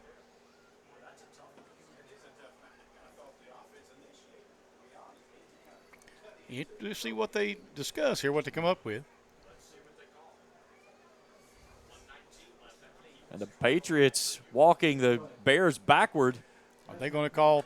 They're going to get this offensive pass interference. So they'll get that one on Ben Henson, saying he initiated the contact. So they're going to decline the penalty and take the result of the play and make it 4th down and 11 and make the Bears punt it away. And I think that's a good decision. That's what I would do, yeah. Absolutely. So they'll put Darius James back deep to return, and let's see if Sandorf can hang a good one here and force a long field for the Patriots to have to drive and have a chance of cutting it to 1 or taking the lead going to the locker room. High snap, and they snapped it over top of his head. Sandorf rolls out, and it's going to be swallowed up inside the 20 to the 15. Special teams woe for the Bears, and it's going to be inside the red zone for the Patriots to start with 1:11 to go in the half. Worst possible time for a bad snap, and now the defense is going to really have to build a wall here and just try to hold the Patriots at 3. Yeah, if you can go in 14-13, you'd be happy right now. I would be surprised if they do not go right up top here out of the gate and try to go to the end zone. So they'll have the football at the 19 with all 3 timeouts and 1:11 to play before halftime. 14-10 our score. Bears in front by 4. They've given up, though, the 11-point lead. Roberts under center with a tight end on the right side, 2 receivers wide right. They'll turn, give it off to James, and James lost his footing. He was about to get hit big time from behind by Frank Baker, the senior out of Culver City, California. We're inside of a minute to go. No gain on the play, 2nd down 10. Actually, no, they're going to move him back a couple now. Yep. So a loss of 2 on the play to the 20, right in between the 21-22 yard line. And now the Patriots taking their pleasant time here to get this one away. 40 seconds to go in the half. Roberts wants to throw on 2nd down. Pressure coming up the middle. Roberts floats it to the near sideline and completely overthrows his man of D.K. Edwards. There was no one in the area. Closest man there was the Bears defender of Karan Thrower. Okay, Bears got a break right here so far. And that was something I was talking to you about in the pregame about Roberts. Is he's not a guy that throws agile from the run. He can throw with his feet planted, but trying to throw on the run does float a lot of those balls. So 3rd down and 11, 34 seconds to go in the half. Roberts with a twin set. Now James in his right pocket, an offset pistol look. 3 hats across the line for the Bears. They'll walk a man up into the 4th. Now they'll drop him back in the box. Roberts wants to throw, stands high in the pocket, shifts, looks right, brings it out to James. James at the 20, cuts back into the center of the field, and it's a nice open field tackle there by Levi Evans to take him off his feet, shy of the 10, and that'll bring up 4th down.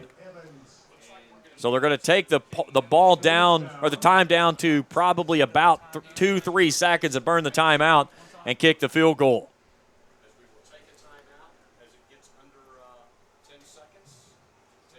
So it's going to be basically a chip shot here coming up from Atosin, and it'll be at the 11, so roughly about a 28, 29-yard kick depending on the spot when they go. But what a play there by Lee Evans, the redshirt senior, as he got him around the legs and tripped him up enough as James made a great cut to get back into the center of the field. Oh, he did. I mean, it was a beautiful play. And, I mean, it was a shoestring take. He just grabbed him by the ankle, and that was it. I mean, you know. You look at after the way that the Bears started this football game, their last drives, they went touchdown, turnover on downs, touchdown, 3 plays minus 14 with a punt, 6 plays minus 7 turnover on downs. And that was after the botched snap that gave the University of Cumberlands this great field position, but the defense really stood tall here. And if you can get into the locker room holding this at a 1-point lead instead of going in down with the Patriots getting the football to start the second half, you've got to feel good about yourself. I think so. You know, it could be nice to see them muff a snap right here, but, you know. or try to get in here and block one. So Matosin, he'll go for his second attempt of a field goal. He had the first one back in the first quarter.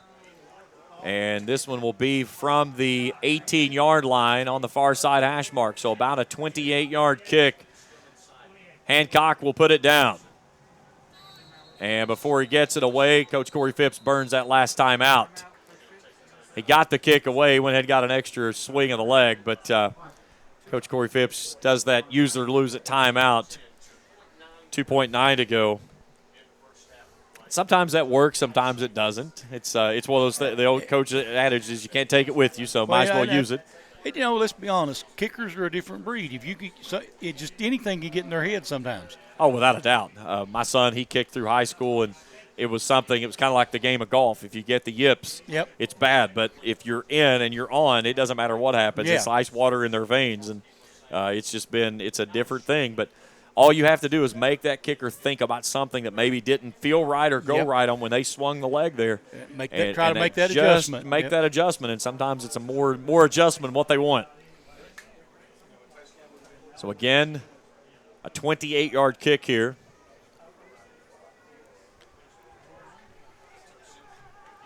He hit a 37-yarder back in the first quarter. And this one to cut it to one going to the locker room.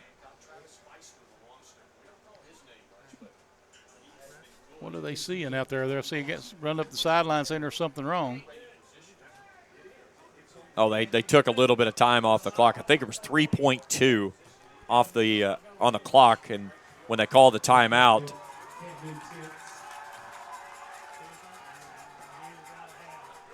I'm not certain what I don't know, but they're upset. They're upset. Corey Phipps walked all the way back down from the sideline, all the way down to where the kick is. He got his headset off too.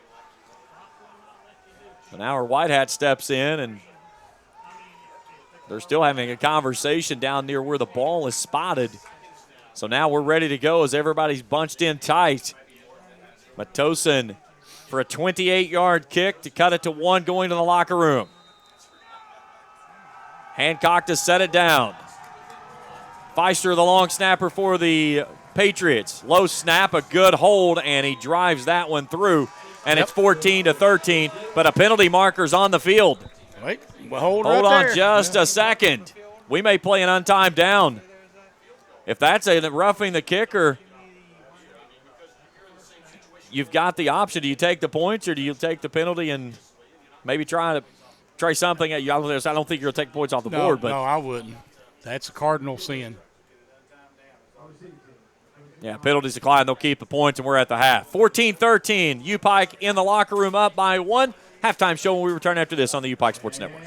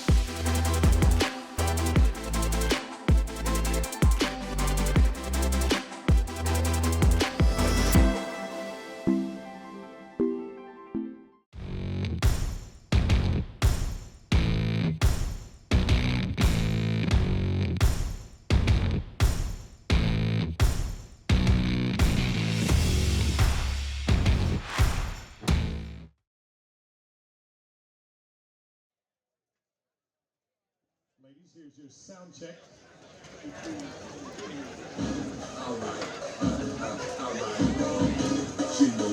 I know, turn it up.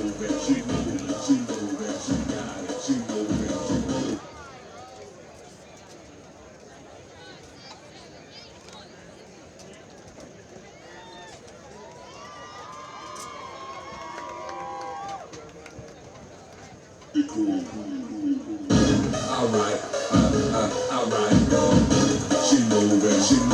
She moving, she moving, she moving, she got it. She moving, she moving, she moving, she moving, she moving, she got it. She moving, she moving, she moving. Come on, it's time to hit the dance floor. The way she bend her back low. It's kinda weird, it's kinda crazy, but I think I like it though. You ain't know, I'ma go. Sit back and watch the show. The way she act, the way she moves, she's stepping up just like a pro. Bang, bang, juke to train. You don't die, just do your thing. She backing up, they acting up. You don't die, just do your thing. She moving, her body, so sexy, so sexy. Can't hide it, can't hide it. She hit the flow, shawty in the thing. She moving, her body, so sexy, so sexy. Can't hide it, can't hide it. She hit the flow, shawty got moved. University of Pikeville, Point C.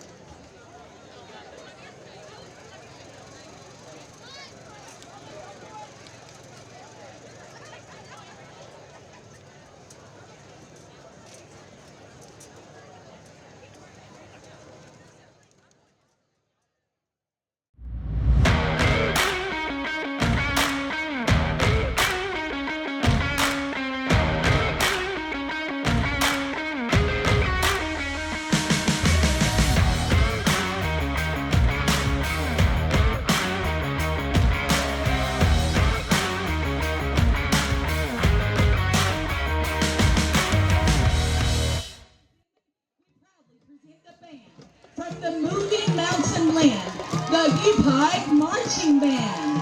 The assistant director is Dr. William Cantrell. The music department also includes Dr. Todd Westgate, Dr. Eric Rutherford, and Professor Michelle Rutherford. Your 2023 field commander is Amy Smallwood. Today, the Upike Marching Band presents their first halftime show of the season, featuring music from some of the biggest pop artists, Beyonce, Taylor Swift, and Miley Cyrus. Upike fans, I feel like falling in love, and I'm in the mood to groove something up with Beyonce's Cuff It.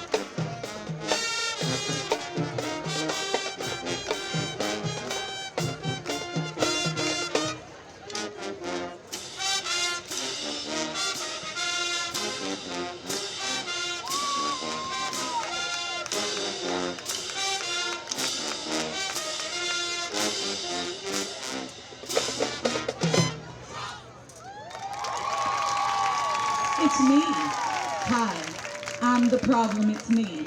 And at tea time, the U-Pike Band agrees with Taylor Swift's Eras Tour hit, Anti-Hero.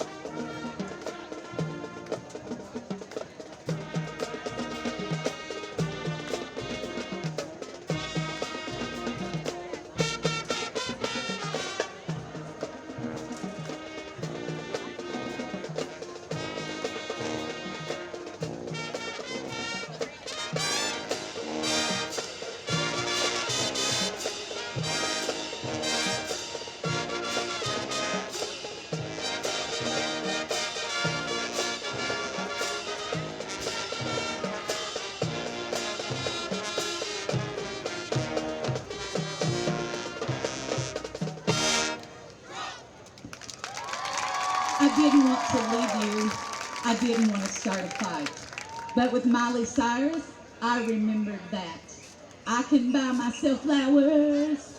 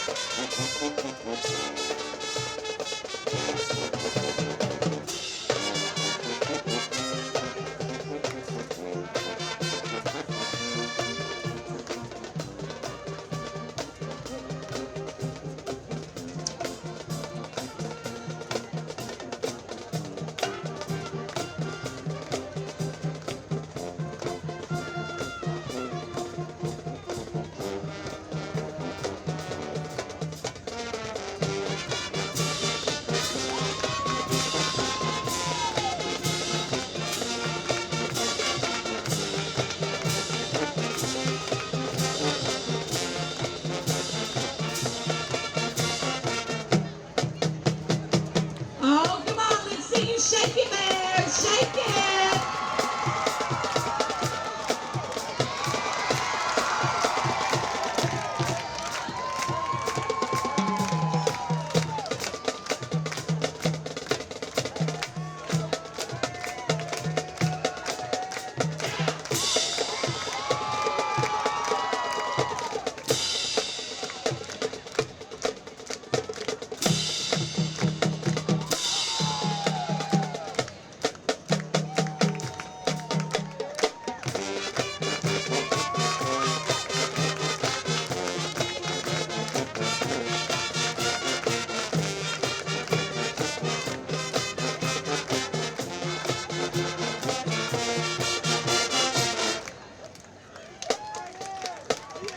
Ladies and gentlemen, let's give it up for your 2023 U-Pike Marching Band.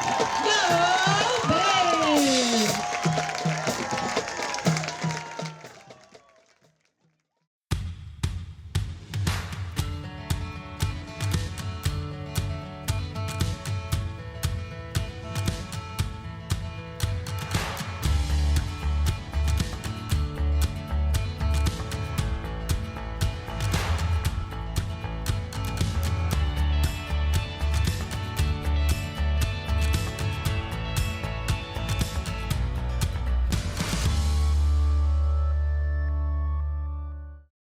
14-13 at the half as we welcome you back here on the UPike Sports Network. Let's look at our drive summaries for the scoring plays. UPike finds the scoreboard first as they go 8 plays, 35 yards, 3 minutes, 57 seconds after a dandy kickoff return by Diego Soto. As Adrian Medeco goes in from 9 yards, that extra point is true. 7-0, 10:51 to go in the first. A nice job by the defense to force the Cumberlands into a field goal attempt, and John Matosin hits a 37-yarder with 4:16 to play in the first. 7-3 is our score after one period of play. Xavier Malone takes the team right down the field, and on fourth down finds Diego Soto for 17 yards out. 8 plays, 90 yards, 2 minutes, 39 seconds, and a 43-yard scamper by Adrian Medeco on that drive on the first play from scrimmage. 3:14 to go before halftime. Bears lead at 14-3. But the Patriots make some noise as Jay Roberts hooks up with Darius James from 12 yards out. Extra point is true. 2:24 to go in the second. It's 14-10 Bears. And then after the Bears were forced to punt, a botched snap that goes over top of the kicker, over the punter's head. The Bears defense holds and forces another Matosin field goal, and a 28-yarder is good as the time expires, and it's 14-13 at halftime. And Charlie, you look at the numbers. Bears 136 of total offense on 32 plays. Patriots 130 for 34, and you're looking at two teams last week that absolutely lit the scoreboard up on the offensive side of things. Cumberlands last week had a total of 313 on 61 snaps for UPike, 462 on 81. We got a lot of stuff to make up for in the second half. Well, yeah, they do. You know, a lot of things. Both teams will look back and say what we did wrong here in this first half. You know, the Bears. I mean, we both looked at a couple of things they could have done a lot differently. The special teams for the Bears were either really good or had one really bad play. But other than that, their special teams were pretty good. And you go back to the points that you give up here before the half, how big that hurts because they had a first down that moved the ball all the way out to midfield, and then that one moves it back and then turns into going backward. And that was a really tough series because you had some momentum, a play that would have taken it down inside of Patriots territory that gets spotted off from the 50 and then ends up moving them back and forces a punt. It's the little things like that, and it just felt like in that second quarter after they went up 14-3, maybe a little bit of sense of urgency kind of went away somewhat, and that allowed the Patriots kind of get back in this football game. I think so. I think we had the momentum on our back. We were playing really well, moving the football, and then just those two series in a row where things didn't go well for us, and then all of a sudden you give life back to that offense for the Patriots. You look at the passing attack here today, 69 total yards of offense through the air. Kirkland with 52, Malone with 17, but a lot of that is simply because of the way that they've been trying to go with the blitz packages.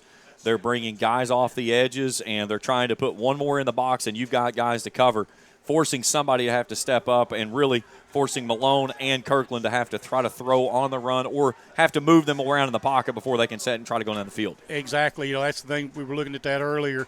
You know, there's nothing underneath. It's either you got to throw a home run ball or maybe a hot route if you can get one really quickly out of the backfield because you're not going to have time to step up and sit in the pocket very long. Early on, they did. Kirkland had some time. Most of that first quarter, he was having time. And then they came in with that blitz package and kind of caught them off guard. So maybe that's something they can rectify at half. Another thing you have to really put a wrinkle in the offense when you take out Alex Sanders. I mean, he's the do-it-all type of guy. He's the spark plug. Was injured on the opening kickoff. We have seen him very little, and we don't know if he's going to play in the second half and certainly not going to speculate on anything. But with that being said, Adrian Medeco, you've got to give that young man a hat tip of what he's done. 7 carries for 72 yards. He's got the one touchdown. He broke the one for 43 that got the Bears moving the other direction when they scored their second touchdown. Last season, 29 carries for 117. He catched the ball one time last week for 10 yards. And when you get that kind of production on that's kind of that next guy up mentality, that's huge, especially in this kind of type of atmosphere. Yeah, like I say, he's been very serviceable, done everything they've asked of him. Actually, more than they've asked of him. That big 43, I don't think anybody saw that coming. But, I mean, I give him a lot of credit, man. He was chugging down the field. Tyrese Christensen's another guy that's kind of jumped in there and shouldered a load as well. 5 carries for 23 yards, averaging 4.6 a carry. And, again, anytime you're an offensive player, if you can push out 5-6 yards of play, it's pretty easy to deal with third downs because a lot of times you're not looking at many of them. That's exactly right. That's what you want. If you can get 5 yards or 4 yards, on first and second down, 8 in the first 2. Then at third down, you got the whole playbook wide open in front of you. Both teams with 9 first downs in the first half. Possession arrow favoring the Patriots in time of possession, 17:05 to 12:55. Third down efficiency has been pretty much across the board about the same. 3 for 9 for the Patriots, 3 for 7 for the Bears. But the big one right there, 2 for 2 on fourth down conversion attempts for the Patriots here today. UPike 1 for 3. Yeah, that's big right there. You got to get your defense to step up on that fourth down. I mean, they've really got to sell out and make a play there. 14-13 at the half, just a little bit over 8 minutes to go. We'll take a break. We come back. We'll check some scores around college football as well as in NAI as we get you ready for the second half of action. Patriots will have the ball, and our coverage continues here at the halftime show on the UPike Sports Network.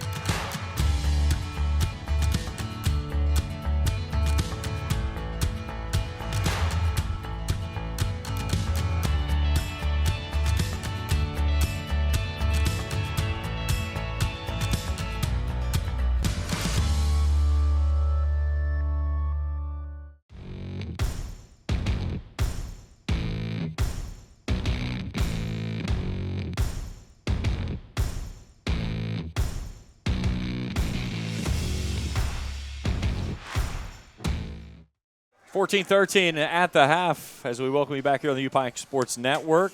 Games around college football today in top 25 action. Number 2, Michigan over East Carolina, 30-3. Number 12, Tennessee over Virginia, 49-13. Colorado pulls the upset at number 17, TCU, in the debut of Deion Sanders, 45-42. The Bison win it. Oklahoma, no problem with Arkansas State today, 73-0. It's like, how do you go back on the field when you're down 73-0 is what I want to know. Yeah. Number 25, Iowa over Utah State, 24-14. Number 22, Ole Miss. They traded touchdowns with Mercer in the first quarter in the first about 2 minutes of the ballgame. They win this one 73-7. That's okay. Oregon says, hold my drink, watch this. They beat Portland State today 81-7. Is it a video game weekend? I mean, what is going on? Wow. Scores around NAIA earlier today. Next up for UPike is Georgetown. They hammered Kentucky Christian today 76-0 as they're ranked number 21 coming into this week. Campbellsville falls to Bluefield 34-21. Cumberland defeated Weber in overtime 19-13. So a good first half. Bears still lead it by 1. Defense will have to start the second half and see if they can hold the Patriots and get the football back and find up a little bit of that momentum they had to start the first part of the ball game when they took the football right down the field and punched it in for 6. Yeah, the Bears really need a good defensive start to get the momentum back on their side here. So Austin Shuffler will kick it away. Romeo McKnight, far side. On the near side will be Hutzell.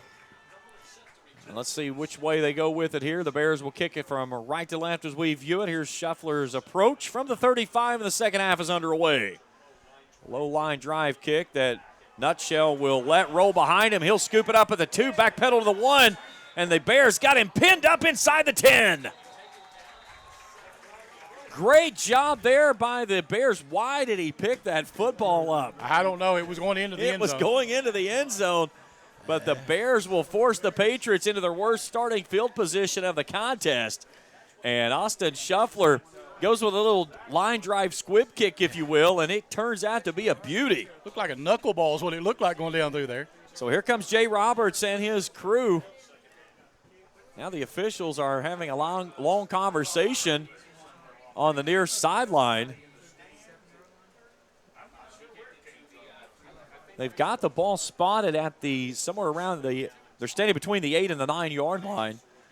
But let's wait and see what we've got here to start. We've seen some confusion with some plays that's happened to where it's kind of slowed things down. And right now we're 6 seconds into the second half and we've hit a standstill. Big hat tip to our crew here tonight. David Chapman is our executive producer, working with Zach Meek and Maggie Purvis.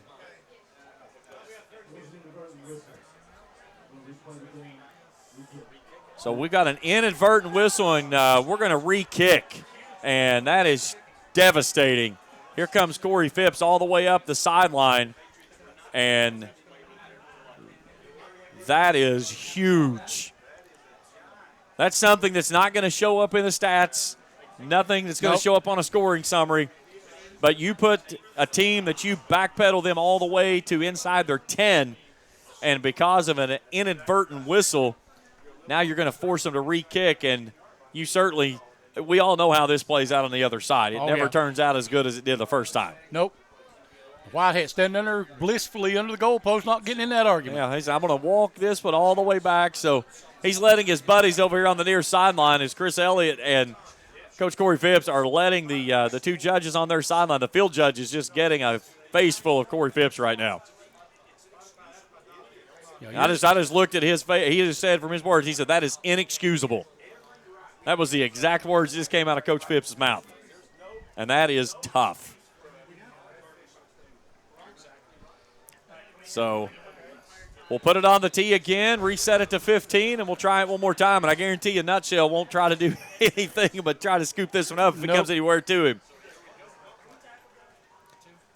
So Shuffler booms this one, and that one right there is going to take all the way into the end zone. And He just backed up and looked at that one at the 2-yard line and said, I'm not getting anywhere near this one. Yeah. So Hutzel lets that one go over his head, and instead of having it inside of the 10, it's going to come out to the 25.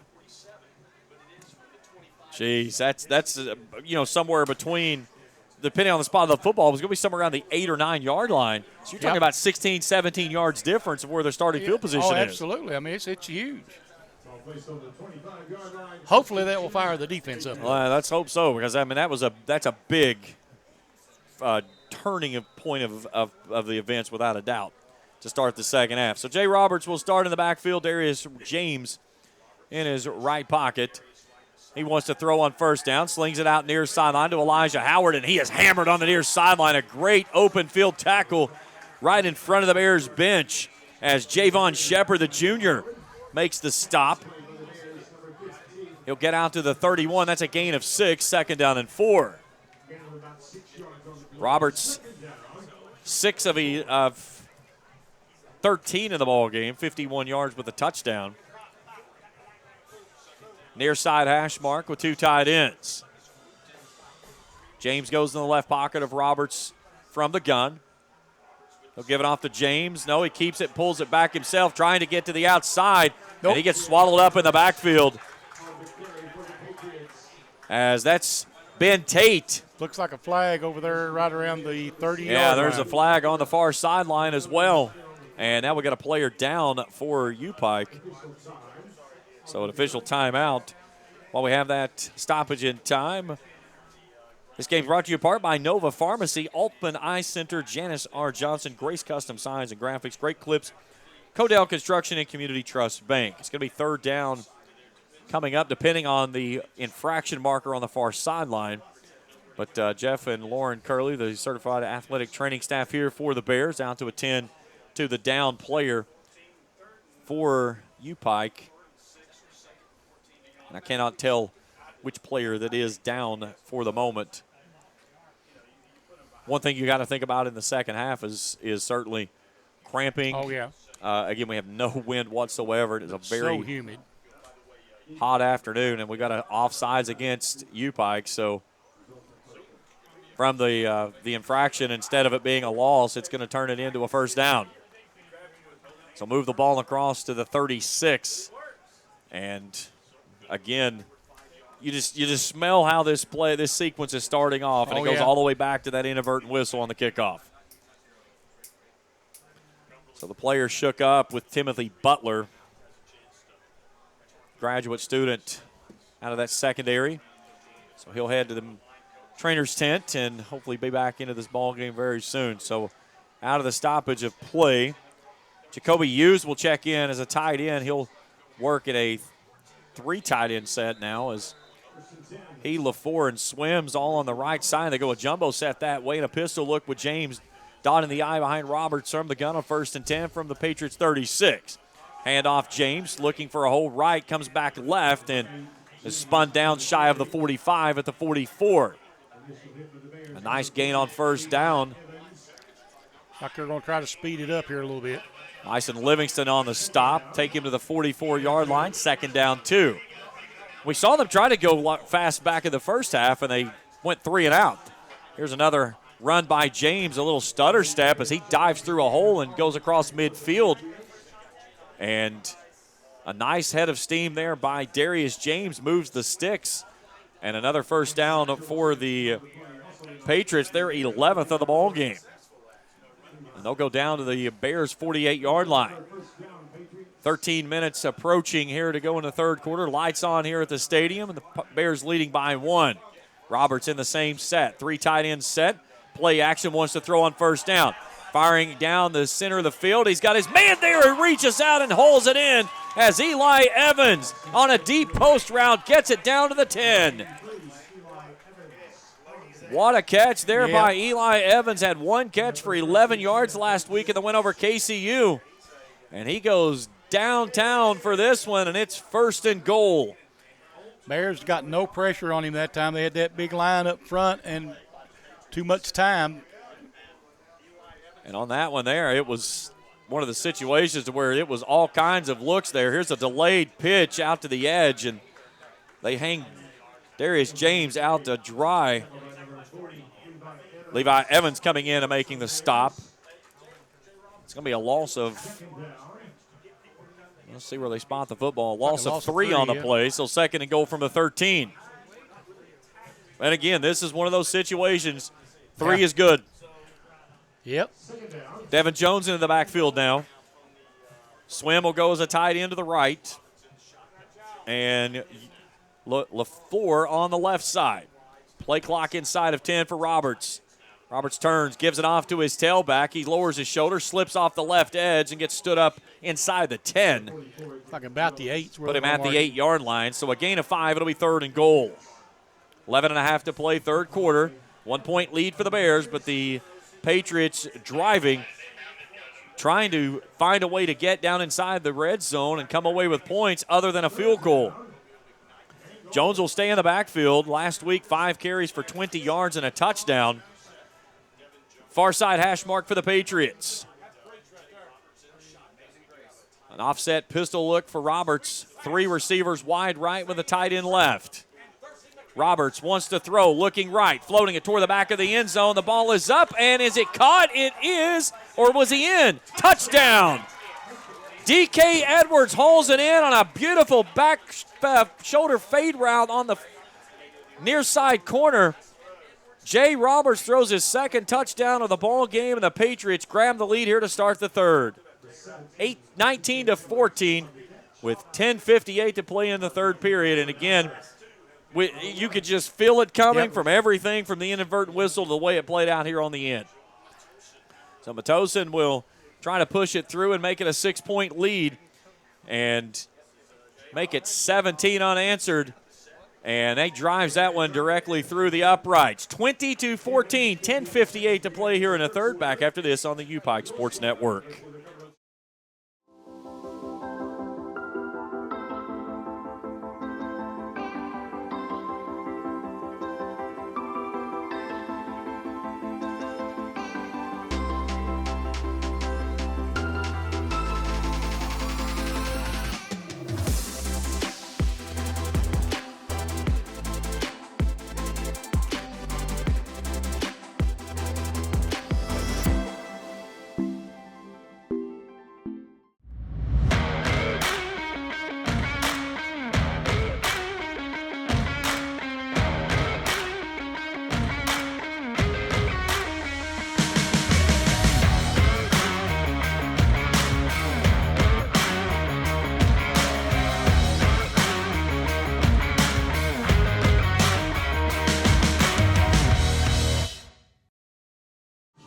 Seven play, 75 yards, 4 minutes, 2 seconds. Time of possession for for Jay Roberts to throw the 8-yard touchdown pass to D.K. Edwards.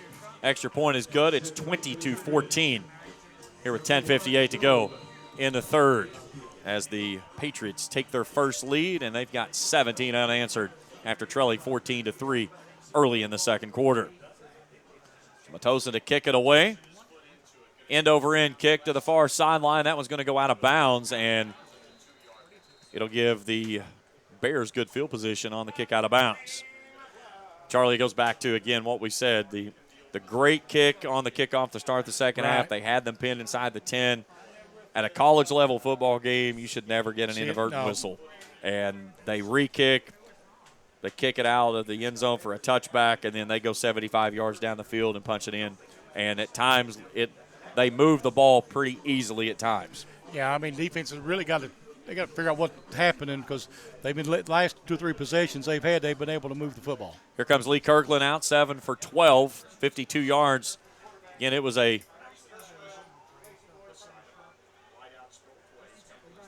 pretty quiet rush or passing in the first half. Handoff on a very high snap, and they snuffed that one out from the word go as Christensen gets stood up for a loss of 2. It just seems like nothing's in sync right now. Yeah, everything is just and it's one thing, too, is that the Patriots are almost daring UPike to throw the football.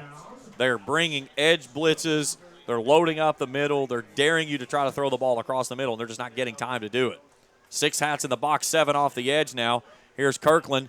flinging it near sideline. Soto's got inside move, and it's way off the mark as he had inside leverage on his man in coverage downfield as Malik Thompson was well off the pace, and he just missed Soto for probably 6. Yeah, if he could connect it, there was no catching him. Clock resting, 10:18 to go here in the third. 3rd and 12 coming up for the Bears on their own 33. 20-14, the Patriots in front, leading for the first time in the ball game after the last drive. Kirkland on 3rd down. Pressure coming up the middle. Steps up, fires a dart down the middle, and he overthrows his man. He was looking for Derek Griffith. He fires a laser beam over top of his head at the 40 of the Patriots, and it's a quick 3 and out for the Bears offense. Not the situation you want to get yourself in here. Right now, they're feeling unstoppable. Yeah, 17 unanswered, and you've got to feel like that, again, the defense, they've been out there for already 21 minutes of this ball game, and, again, the offense just no form of rhythm that it feels like. Darius James will try to return it. Let's see if they get a good snap this time. They're going to try to come after him, and we get a whistle and a penalty marker on the far sideline. Did we get a delay of game, or did we get motion up front? That's about the only two that's going to stop you here. And we get a false start on the Bears. So, 7th penalty for the Bears for 54 yards of the ball game. Last week, 6 for 62. And you could tell they were coming after the punter here, trying to get after him. They've got 10 guys coming and just gets it away, almost got it. It'll take a bounce into James's hand. He makes a man miss, a little dance step, tries to spin, and he gets hammered from behind. Out at the inside the 35 and near the 40.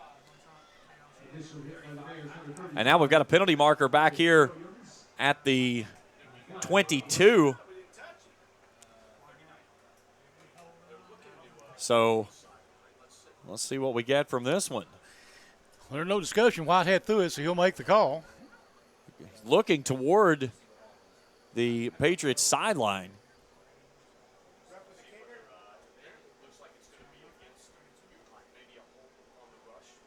Now the official's going to come down and gather up with his crew, and let's have another conversation. Well, you make the call, explain it, and go on. Yo. God, man. Well, these guys are making dinner plans for the next 4 months. Yeah.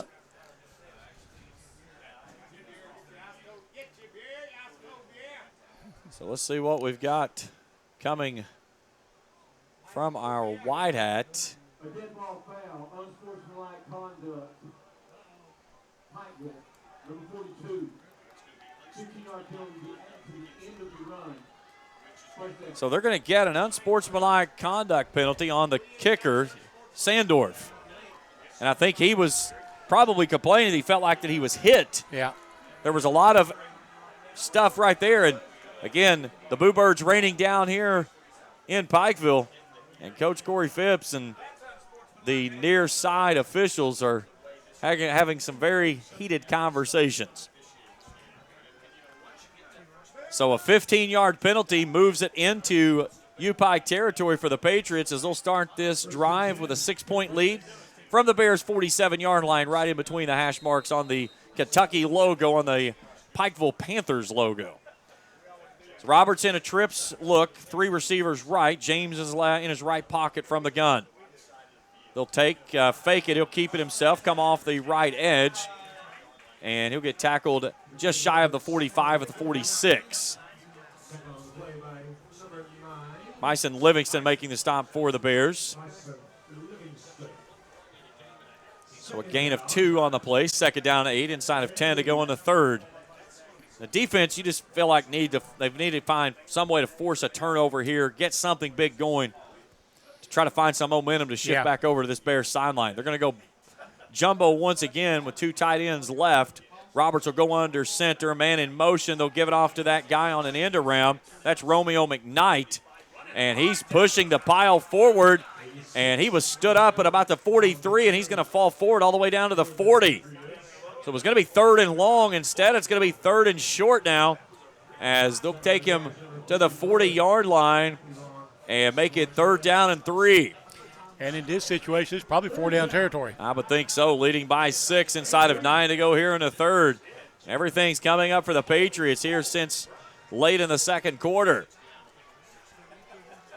Robertson a pistol look again. 2 receivers, 1 each way, and 2 tight ends. Roberts play clock down to 5. Takes turns, gives it off to his tailback, James. 1st down yardage and more as he's still driving the pile off the left edge. A wall of black jerseys meet him there.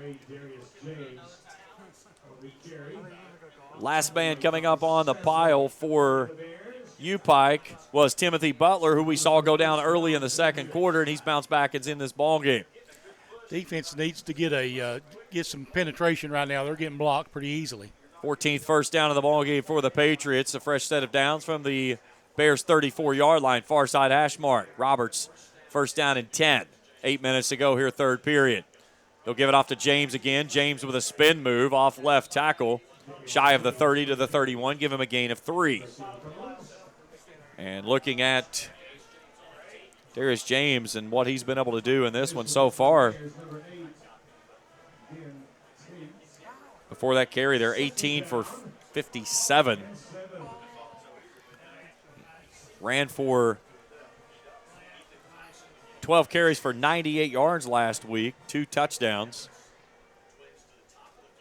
Caught 6 balls and 40 yards last year's. Play action, Roberts rolling out on a naked bootleg. He's got his tight end near sideline, 1st down yardage and more, as they'll hook it up with Curtis LaFleur.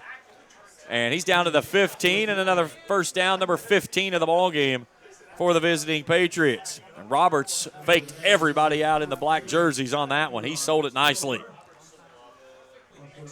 They'll have to start bringing some kind of a blitz in there to try to get some penetration.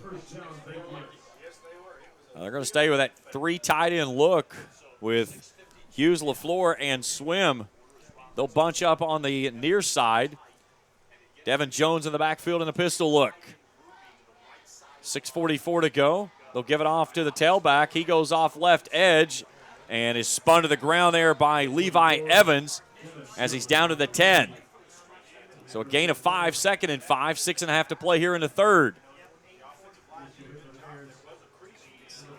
And all of a sudden, U-Pike's threatening to go down 2 scores here, as the Patriots have scored 17 unanswered since trailing 14-3 back in the 2nd quarter. Jones stays in the backfield in a pistol look with Roberts. 2nd down and 5 on the far side hash mark from the Bears' 10.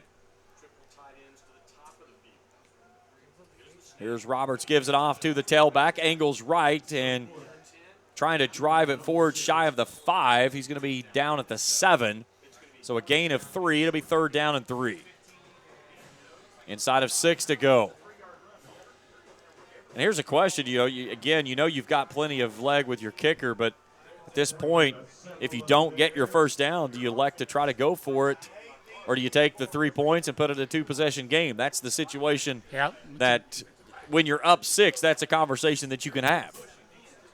Now the Bears have got to get some pressure and really struggling with this 3 tight end set that they've brought in to give Roberts plenty of protection, and Jones has run as well as James really behind and done a good job with. So 3rd down and 2 from the 7. They'll give it off to the tailback of Devin Jones. He angles back right, and he's going to be shy of the marker to gain. They'll put him at the 6. He needed the 5. So it will be 4th down. And the Patriots have converted on both 4th down attempts in this ball game, and for the moment, the offense is staying on. They're going to bring in an extra guy off the defensive line, Kendall Adams-Young, 305 pounds to go in the backfield. And they're going to put a tight end with him. They're going jumbo. They'll turn, give it off to their tailback, and he's got a wide open lane off the left edge. Touchdown, Patriots. Bears never got set. They weren't ready. So Darius James goes in untouched from 6 yards out. 26-14, 4:34 to go here in the 3rd. And that's 23 unanswered for the visiting Patriots.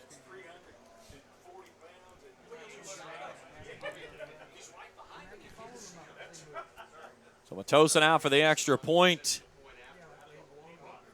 here in this 20th all-time meeting between these two programs. Extra point is pure, 27-14, 4:34 to play in the third. Back after this on the UPike Sports Network.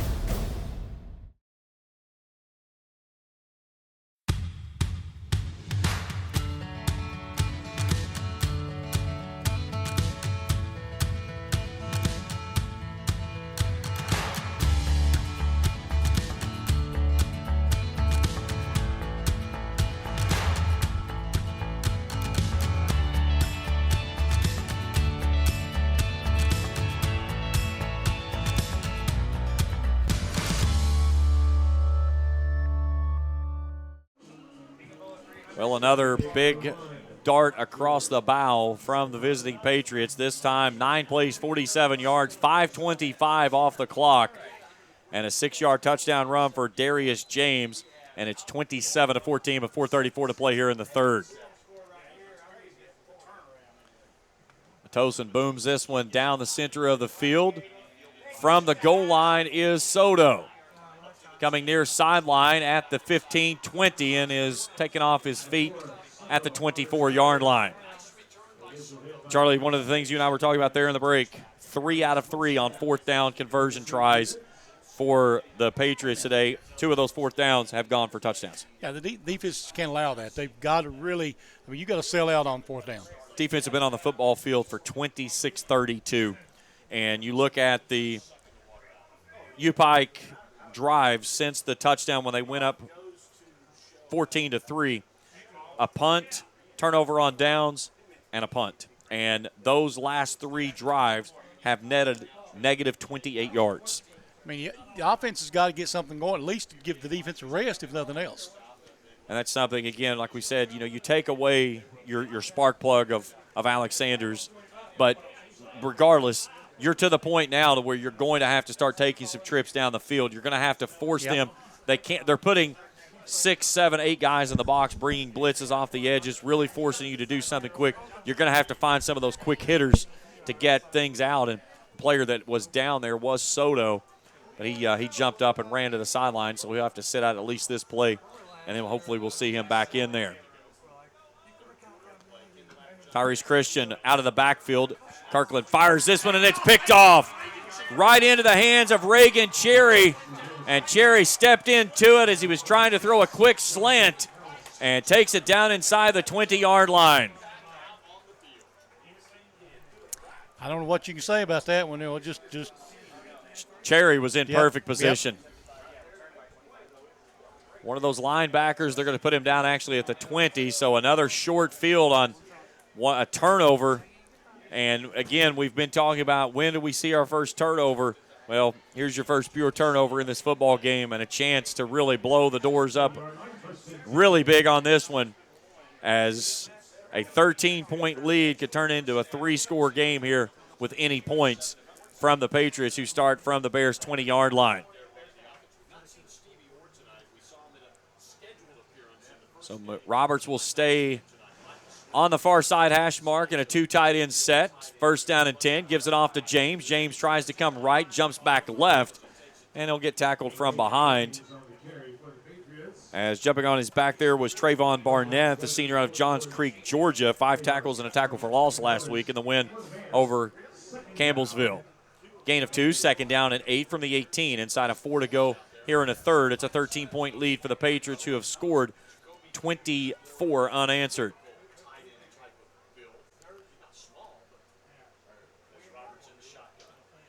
Right in between the hashes this time for Roberts. James directly behind him. They'll give it off to James. James comes off left edge, cuts back right, and gets stood up after a gain of maybe 1 at the 17. It'll be 3rd down and 7 coming up. So far, it's been a pretty good stand to start this. They need a big one right here and make them at least kick the field goal here. Looks like the marker to gain is right at in between the 10 and 11, depending on how we're looking at it from this angle. So, again, you pretty much say you need the 10 to be safe here to move the sticks.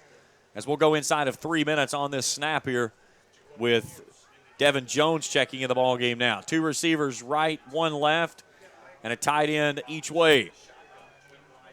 Play clock's at 4 for Roberts. Now at 3, 2, 1. Is he going to get it off? It's at 0, and he didn't get it off. He continued looking around, and the back judge immediately tossed that flag, so they're going to cost it 5 here and make it 3rd down and 12, and that's certainly something that's more manageable for the defense of knowing where that wall is, that 10-yard line that you don't want to let them get to. Right. And I would be very shocked here if they don't just do something other than just turn around, hand it to their tailback, and let them do, because they've really been getting a good push up front, especially here in the second half. That's true. Devin Jones, 6'5", 200 is what he's listed for. Sorry, he is not 6'5". No. Maybe 5'6". Roberts wants to throw, looking to the back corner, and hits his man on the far sideline of DK Edwards.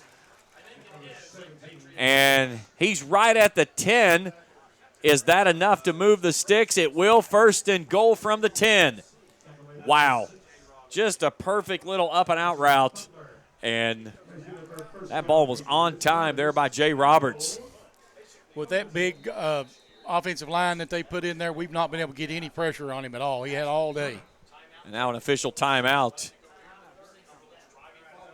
by the officials as we got a player down for the Bears. Injury timeout, 2:06 to go here in the 3rd. Back after this on the UPike Sports Network.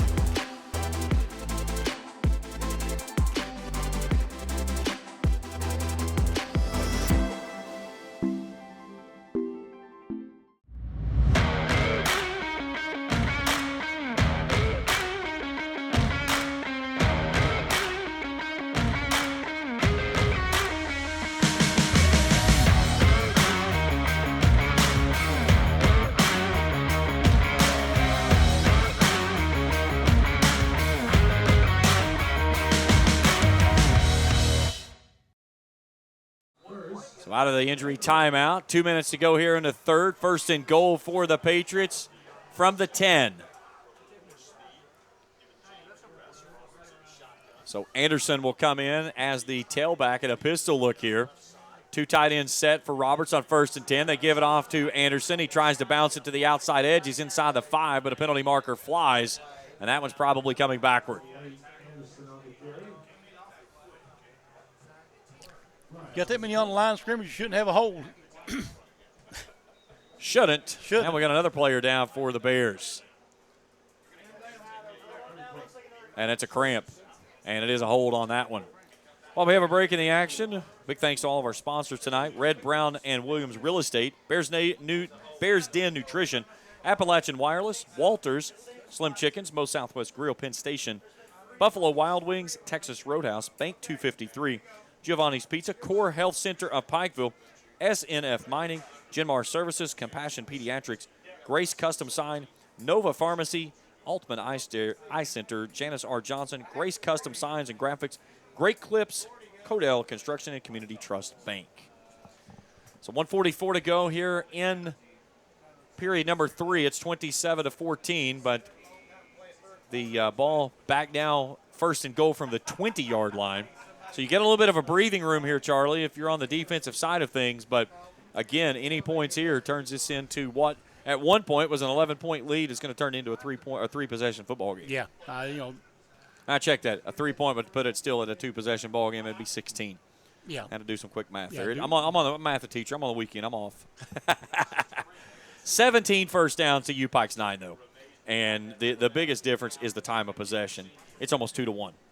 And it was 26 close and a at half to halftime. 14. Yeah, Yes. it was close at halftime. Yardage, 262 to 134. And again, as we've said, the last series for Pikeville has been nothing but backward. Minus 14, minus 7 in the first play, interception. That sets up this drive right here. Offense have got to find some spark. Yeah. They've got to build off of what the defense has given them an opportunity to do. And then so far, after going up 14, and I mean, again, we talked about how well they were getting the push up on the offensive line, and it's just kind of seemed like the Patriots have made a really good adjustment of forcing more guys in the box than they can block, and it's really forcing this offense to go faster than it wants to. Yeah, I think so. And they've done it on both sides. They've made it so many in there that you can't get in for penetration on the offensive end, and then so many coming after you defensively that you can't block them. I mean, it's just kind of that front line is killing them. Well, we still got a player down, so we'll take an injury timeout. 1:44 to go here in the third. Back after this on the UPike Sports Network.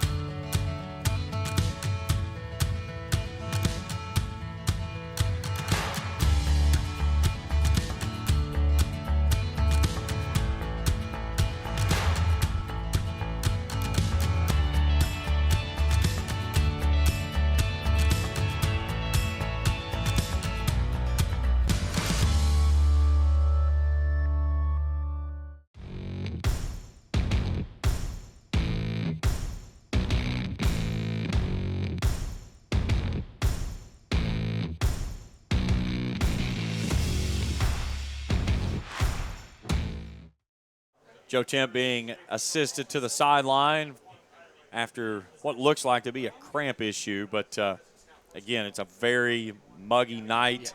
No wind to speak of whatsoever from kickoff. At kickoff, we were talking about weather. 86 real field was more like 90. Down on the field was well plus 100. But back ready to get underway. First and goal from the 20 for the Patriots, leading 27-14. Anderson stays in the ball game. He'll go in the right pocket of Roberts from the gun. Roberts rolling out right, looking right, throws it down to the near sideline. He's got his man there. He makes a diving catch as Elijah Howard hauls it in at the 10. So they get back the 10-yard penalty for the hold. So now second and goal from the 10.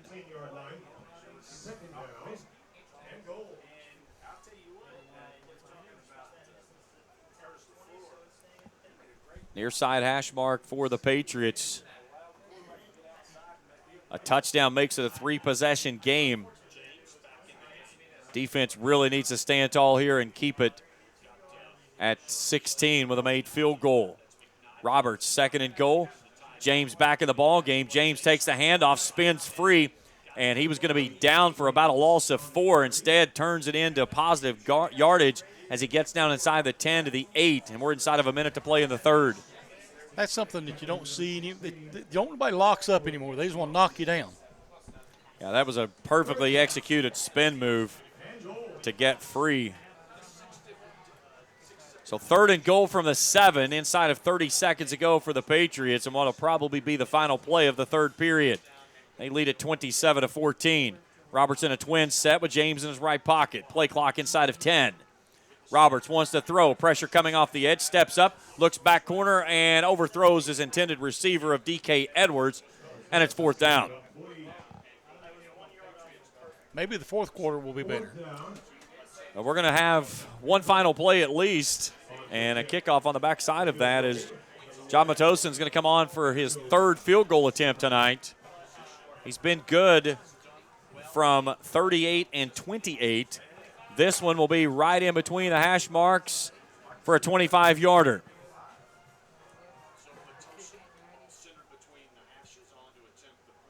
8.8 seconds on arrested clock here in the third period for Matosin on his third attempt. High snap, it's down, it's kicked, it's blocked! And it's picked up on the far sideline with one guy to beat. And Roberts is going to run the man out of bounds on the far sideline. That's Brett Coleman. Bad intentions with the block.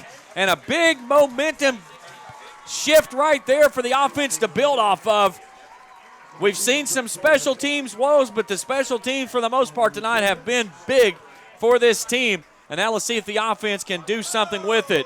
As here comes Xavier Malone back on, as he'll take over at the quarterback position, as the Bears will have the football on their own 36-yard line with 0.8 of a second to go here in the third. And that's big. And now let's see what Malone can do. He'll look in a double-barrel shotgun look now. For the first time we've seen this. Man in motion's Barton. And pressure coming. Malone dancing, trying to get a man to release, and he just throws it out of bounds on the far sideline, and that'll take us to the fourth quarter, but a flag down on the field for the moment back at the 32-yard line. And it's just right now what the Patriots do. It's just a jailhouse break, and everybody's coming.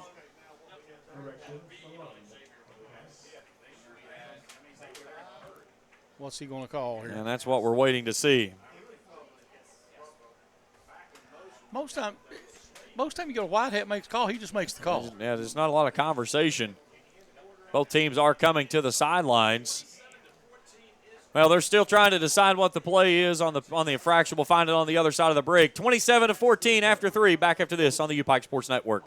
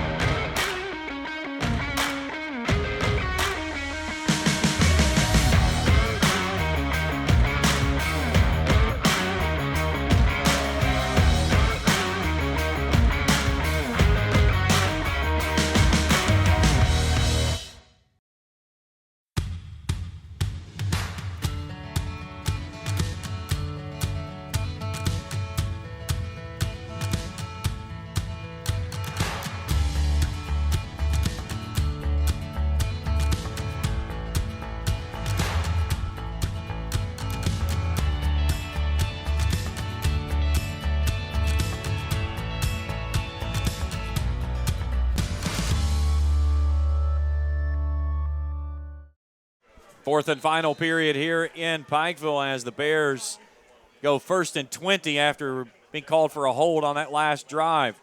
And coming out of the off the edge was Dylan Preston. He was untouched. He almost took the handoff.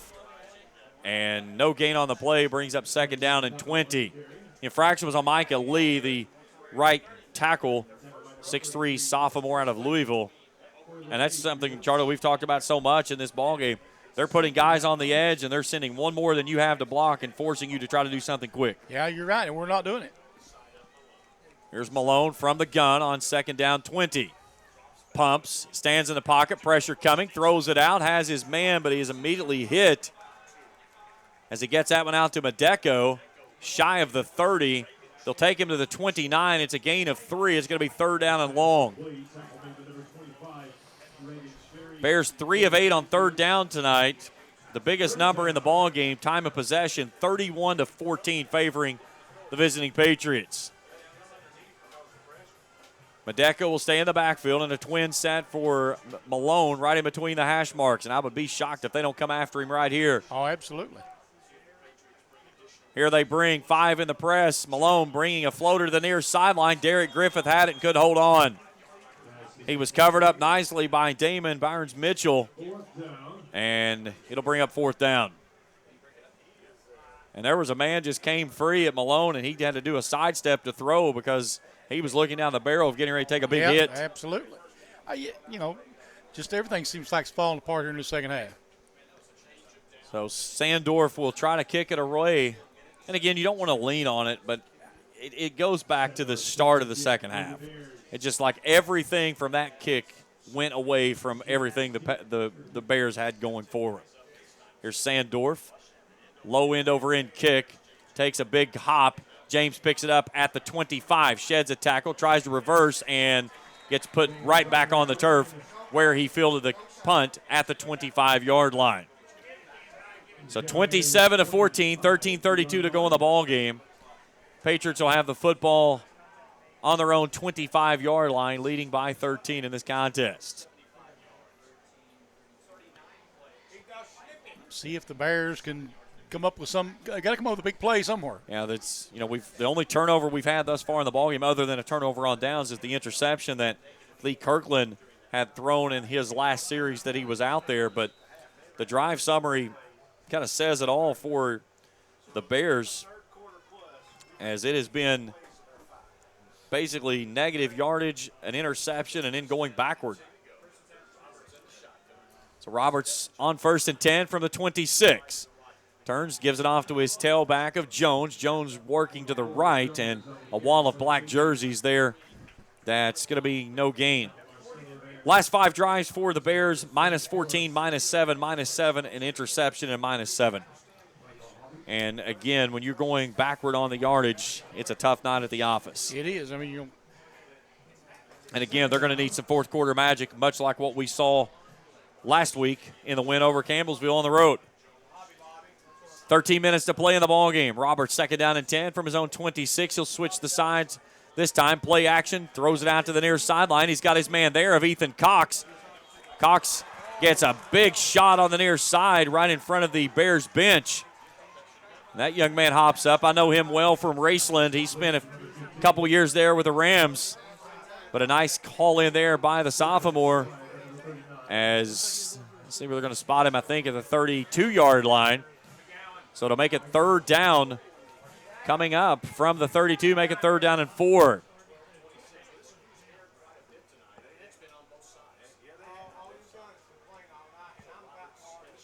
Two tight ends each way for Roberts.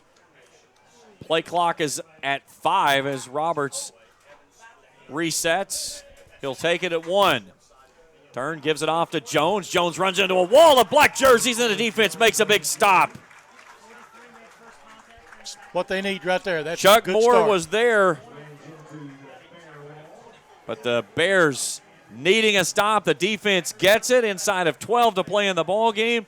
Down 13, and the offense is going to have to build off of this. The defense is doing everything it can. The offense is going to have to give them a rest. So now let's see if Matosin can hang one. As we'll have BB Braylon Barton back to return. He'll stand on his own 33. Nearly blocked a high hanging kick in the night dusk with a beautiful sky over top of the stadium.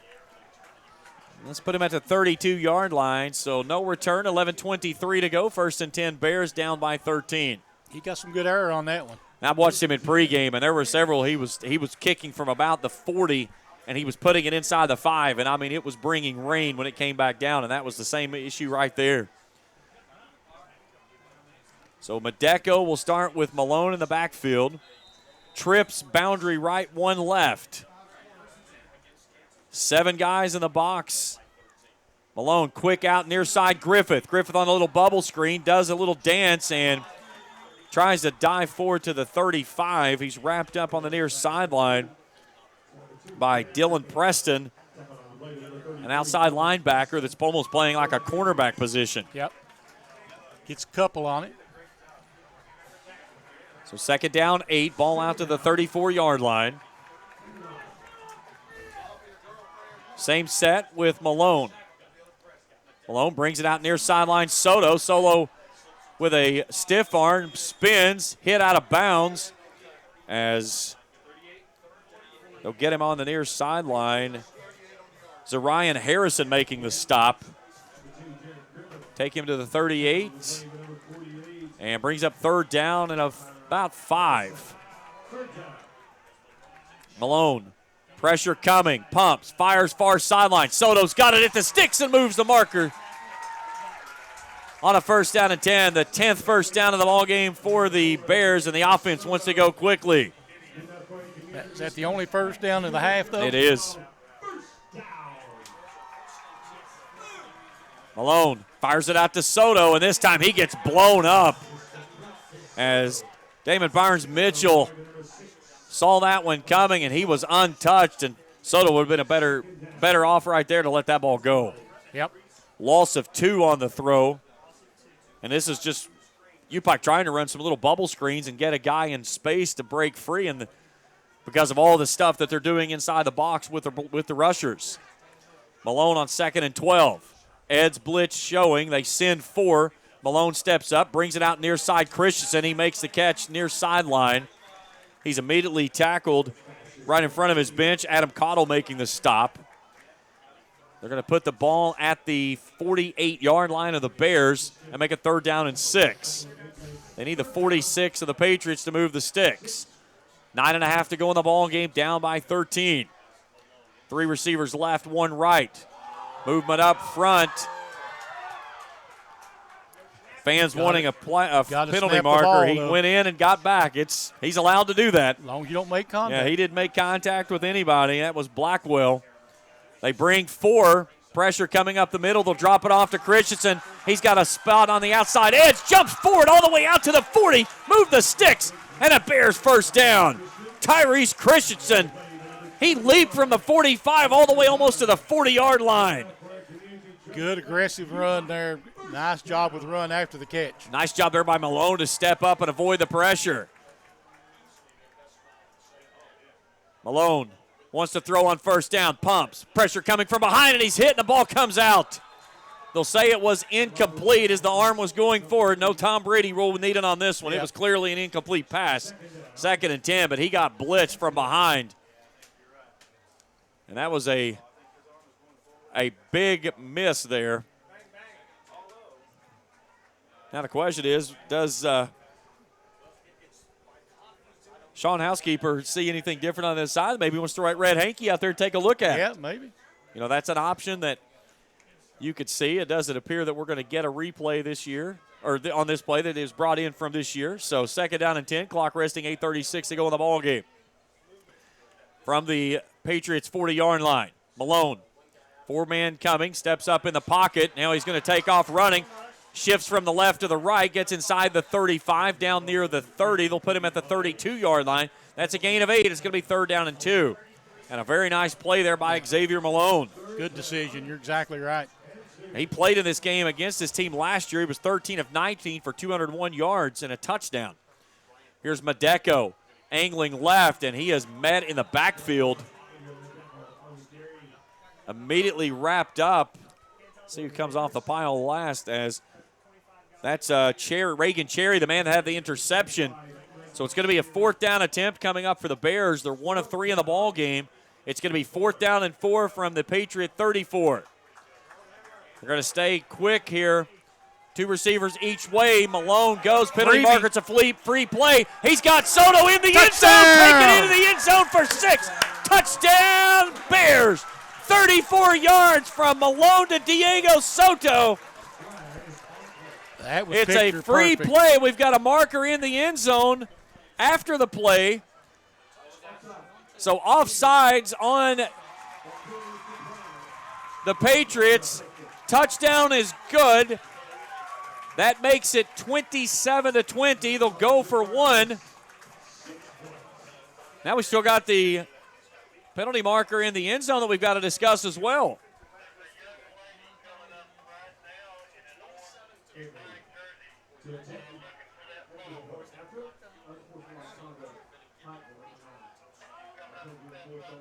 So they're going to the penalty marker against Soto for unsportsmanlike conduct, so they'll enforce that on the kickoff.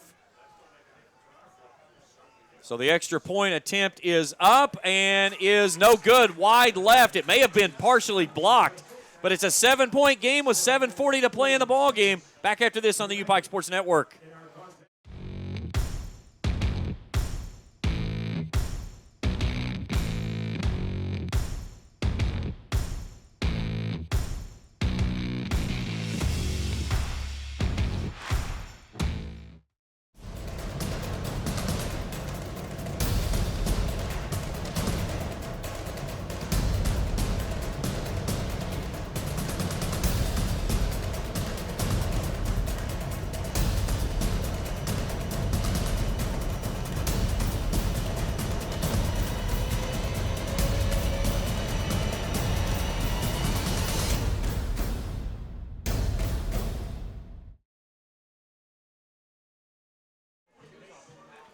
Well, a much-needed drive there by the U-Pike Bears. 9 plays. Check that, 10 plays, 68 yards. Their longest sustained drive play-wise. Second longest in yards. 3 minutes and 43 seconds off the clock, but that answers 5 sustained drives that had resulted in negative yardage on 4 and a turnover on the 5th. So the infraction for the unsportsmanlike conduct will force the Bears to have to kick from their own 20. So now you've got a couple of opportunities here for your return guys, as we'll have Hutzell and McKnight standing at around the 15, 20-yard line trying to return this one. And let's see what kind of kickoff that Scheffler can get here with this one. He booms this one. A good kick at the 15. Hutzell from the 16. Down the far sideline he goes. He gets tripped up across the 35, gets out to the 37. And it'll be first and 10. No, not a bad. Not bad at all. And a very good kick there from Scheffler. Well, let's see what the defense can do here with 7:35 to play in the ball game in a one-score contest. And again, like you said, your defense has put you in this position. You got to make another stop here and get that offense back out. As Xavier Malone grabbed the reins and said, let's go to pay dirt, and drove his team down there in 10 plays to make this a ball game once again.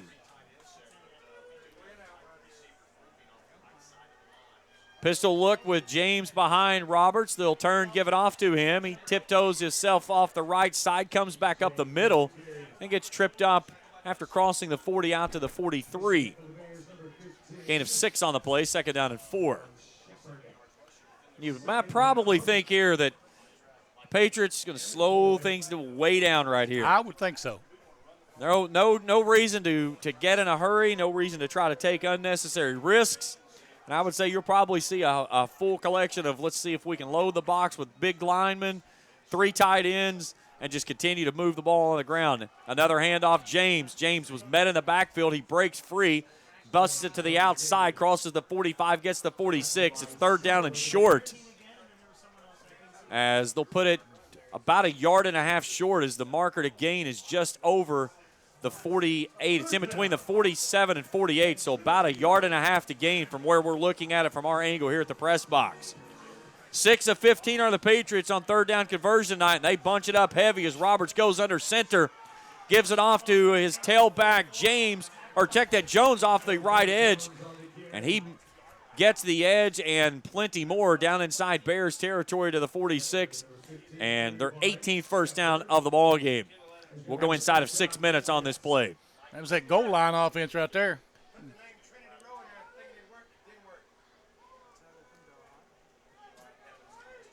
Curtis LaFleur will stay as an attached tight end on the near side. 2 receivers left, wide left, 1 right.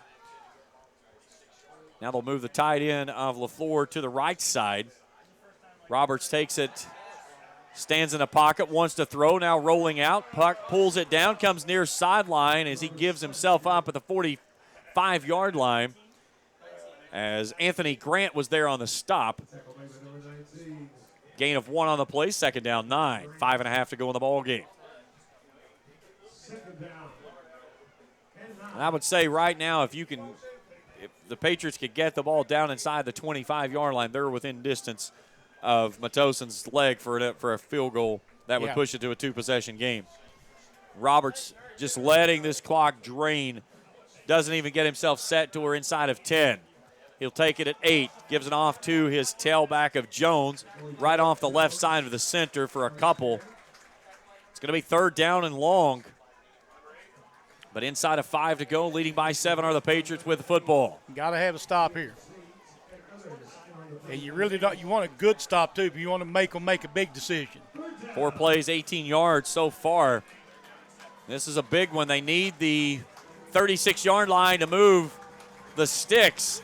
Fans coming to life here on the sideline for the Bears. 3 hats across the line. They drop everybody but 3. Fall out to the far sideline, and the pass is incomplete. Elijah Howard was the intended receiver. There's a penalty marker on the other side, and I'm pretty certain they're going to get the Bears offsides. No, they're going to say it is on the Patriots. There was a Bear that from our angle, he looked lined up offsides. But this one's going backward 5. Nope, going to decline it. 4th and 7. I think that's a good call.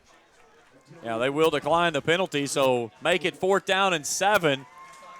And they're going to bring the punting unit out and try to pin them deep. So Matosin will try to get this one down inside the 10. 4:29 on a stopped clock here, leading by 7. Braylon Barton will be the man to return. Don't have enough on the field. There you go. Matosin standing at his own 42. Spiraling tight kick that goes over top of the head of Barton and takes an end-over-end tumble into the end zone for a touchback. I still think they only had 10 on the field. They may have. That's one less to touch the ball, though, in that situation. Nobody else to mess up. So we'll put the football at the 25-yard line. No, 20. Move it back to the 20, gentlemen. There we go. 25 on kickoffs. Bears would take the extra 5, though. Yeah, sure. 4:21 to go in this one. Bears got to go 80 yards, down by 7. Can Xavier Malone lead his crew and tie this ball game up? 3 down linemen. Malone on 1st and 10. Pressure coming off the edge. Malone stands in the pocket, fires a dart across the middle. He was looking for Ben Henson. The pass is incomplete. It's 2nd down and 10. He rifled that one across. Yes, he did.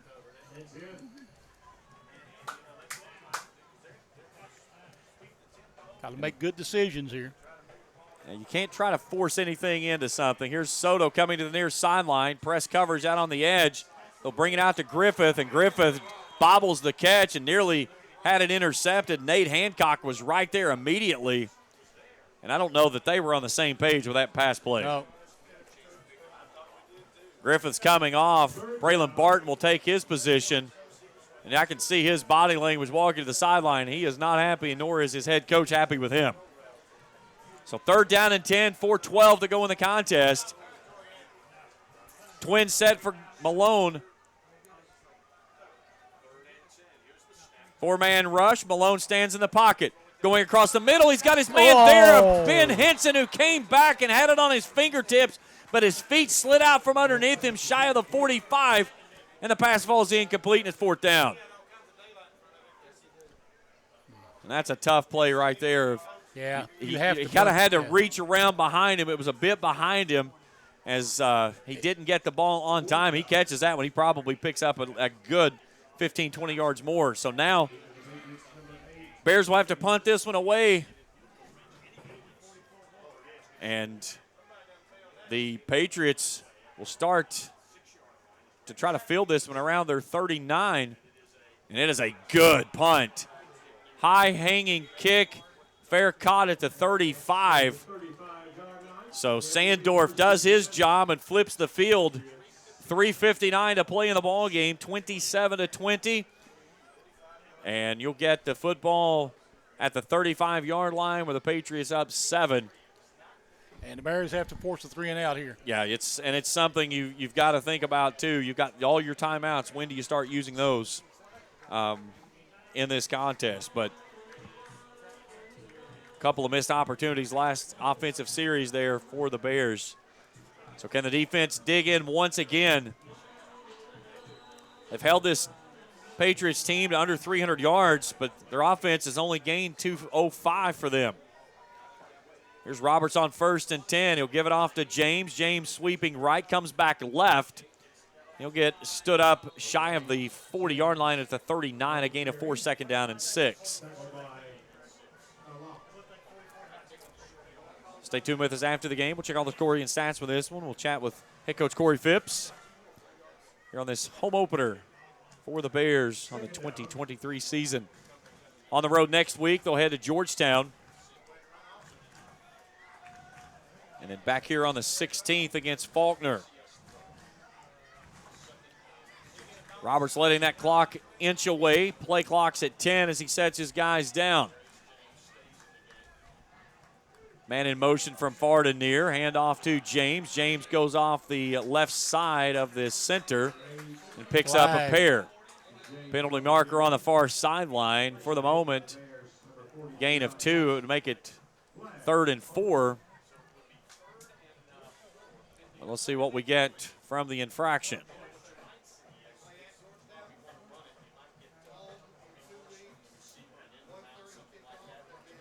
Clock stopped at 3:07 to go in the ball game.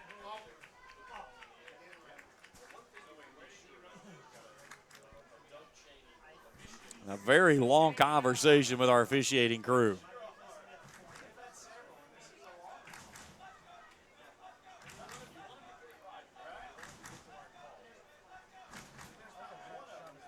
I have no idea what. I mean, it's. Yeah, I don't what? either. What? I mean, what's the options that you've got here? Yeah. Offsides or an illegal shift? I mean, Make the call, Yeah. and then make the decision, and then ask them what they want to do with it.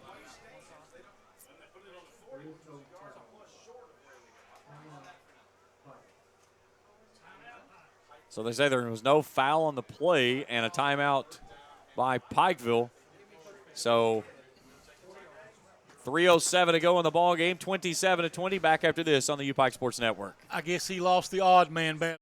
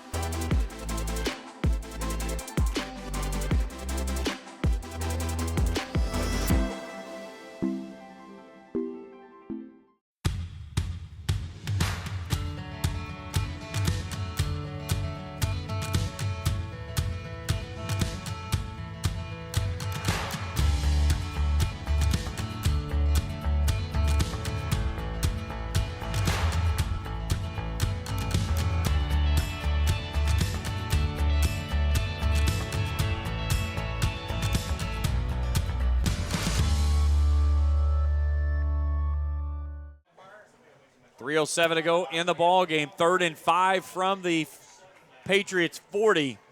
Right between the hash marks. Bears use their first of 3 timeouts. A stop here, they could stop it again and have just under about 3 minutes to go to try to tie this game at 27. Roberts on 3rd and 5. The take to give to James. James first down yardage and more as he's out near midfield, but ahead of steam across the 45. He'll get stopped shy of midfield to the 48-49 yard line, but a almost insurmountable task right now for the Bears as they use their second timeout and 2:58 left to go in the ball game. And pretty much at this point, the Patriots can milk this one all the way down and leave very little time on the ball, even if the Patriots would give the ball back to the Bears. But right now, down 7 after leading 14-3, and there's so many things to go back on that you can think of, things that just went sideways in this one for the Bears. And again, it's hard to go back and not say anything. The inadvertent whistle to start the second half was huge.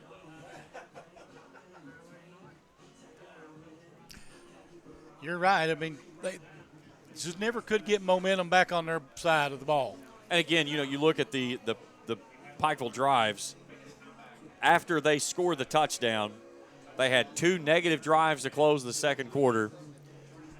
3 drives they had in the third quarter, -7, an interception, -7. And then they had the 10-play, 53-yard drive in the fourth to pull themselves within 7 points. So with 1 timeout, even if they don't let them have a first down, you can pretty much milk this one all the way down inside of about a minute before they get the football back. They're going into victory formation, looks like. They're going Not gonna run jumbo. it, yeah. They're going to run it off with James as he comes off left guard across midfield, and they'll put him right at the 49-yard line.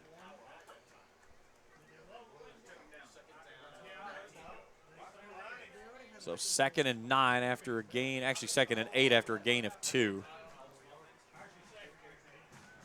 Bears did not use the timeout, so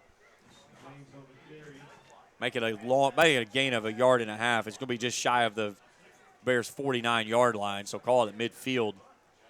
And the Patriots stay in their huddle until 10. They break and go in a jumbo formation. They'll give it off to James again, and he is stonewalled at the line of scrimmage, and he's actually going to lose a yard back to the 50. So Bears will use their final timeout with 2:18 to play, and a 3rd down and 9 coming up.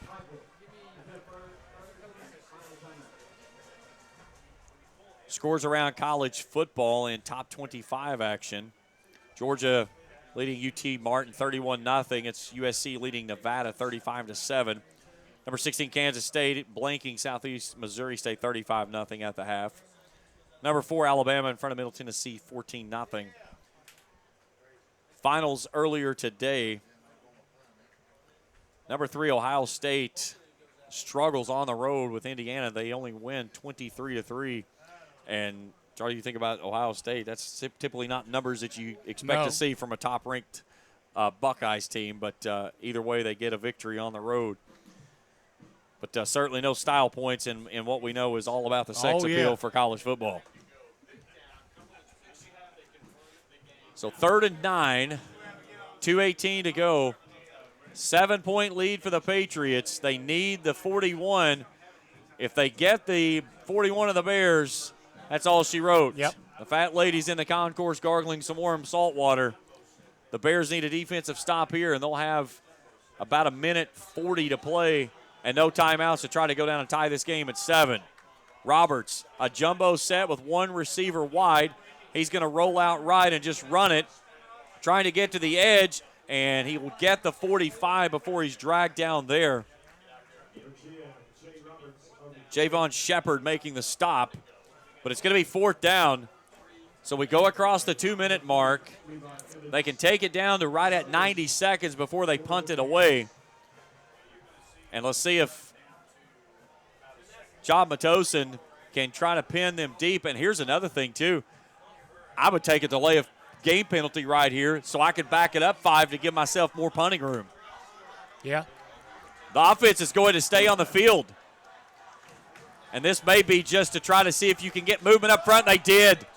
They get the movement up front. That's going to move the sticks, and that's – now the question is, was he drawn off? If he was not drawn off, that's your ball game. The officials are going to converge once again.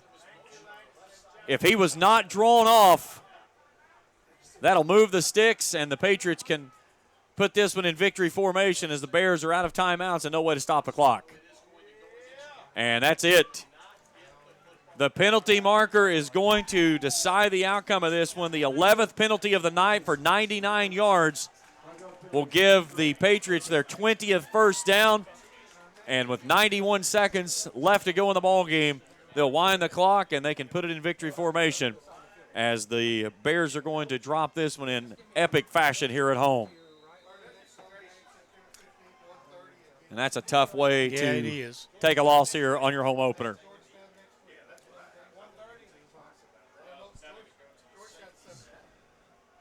So Jaquan Roberts is going to take his team to 2-0 on the season. Bears will take it to the road next week and a trip with now currently ranked number 21 Georgetown. And one more knee down, and that's going to be the final in this one.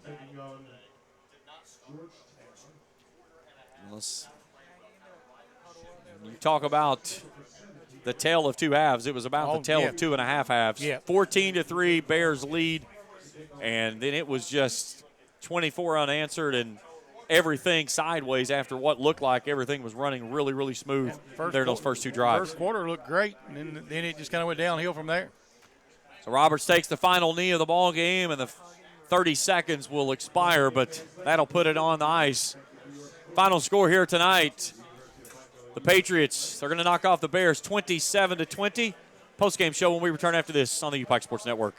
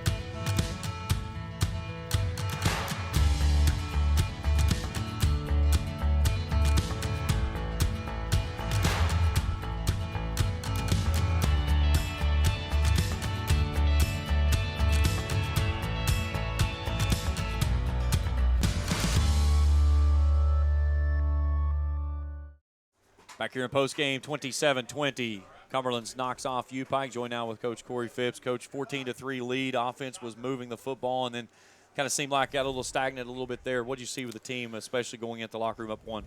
Yeah, well, I just, I don't know what I saw with the team, but I do know that we just lost the game in every phase of the game, and offense, defense, and special teams. So plenty of blame to go around. We've not practiced very well for 2 weeks. I think we thought that we had, won 6 out of 10 games last year, and that we would just automatically take the next step. So we got to learn how to have better practice habits and not drop the football, and stop our opponent on 3rd and 4th and short and medium. And then we've also got to figure out how to snap the football with our punt team. That was probably the deciding moment to me, or the change in momentum right there. So plenty of blame to go around, coaches included, and we'll get back to work next week and try to get things fixed. A tough way to start the second half, an inadvertent whistle after you guys have them punt down and inside the 10, and that was a big bow breaker because they go down and punch it in for 6. Yeah, absolutely. I'm not going to blame the officials, but there's we get the opportunity to try to get a few things that we want to get looked at by the signer of officials, and we'll get those looked at and let him decide whether it was a issue or not. Tough game without Alex Sanders, but Adrian Medeco really stepped forward for you guys. You needed that next guy up. He had a really big first half. Yeah, he had a really big first half, and we got in a situation where I had to throw the football. I will say this, that the game has changed, and the rules committee got it wrong. They have shortened the game for beer commercials and advertisers for the Division I guys, and our small college guys are having to pay the price in terms of the clock just running. And, that will be my only gripe. I'm not going to talk about the officials, but the rules committee got it wrong, and I'm hoping next year that they'll look at this and say, man, we drastically changed the dynamic in the game of the most popular, sport in the world. And I'm not a big fan of it. You saw right there I had to use all 3 timeouts like an NFL team before the 2-minute warning. And then when we got that first down, all they had to do was take a knee. So it's going to make our game very, very boring and not very exciting. And, my hopes as a rule committee next year after a full season of this will realize that and, try to make some adjustments back to the way our game should be. The NAI head coaches voted unanimously against it, and the organization did not listen to the people that have to work day to day. You got a tough game coming up, a tough road trip to Georgetown next week. How do you reset this and get the team ready to go moving forward? We're the kind of team that can lose this game and go whip Georgetown. That's who we are. So we're going to reset it, and we're going to go whip Georgetown. Coach Corey Phipps joining us here on the postgame show. Coach, always a pleasure. Thank you. We'll take a break. We come back. We'll look at our numbers on this one. Back after this on the U-Pike Sports Network.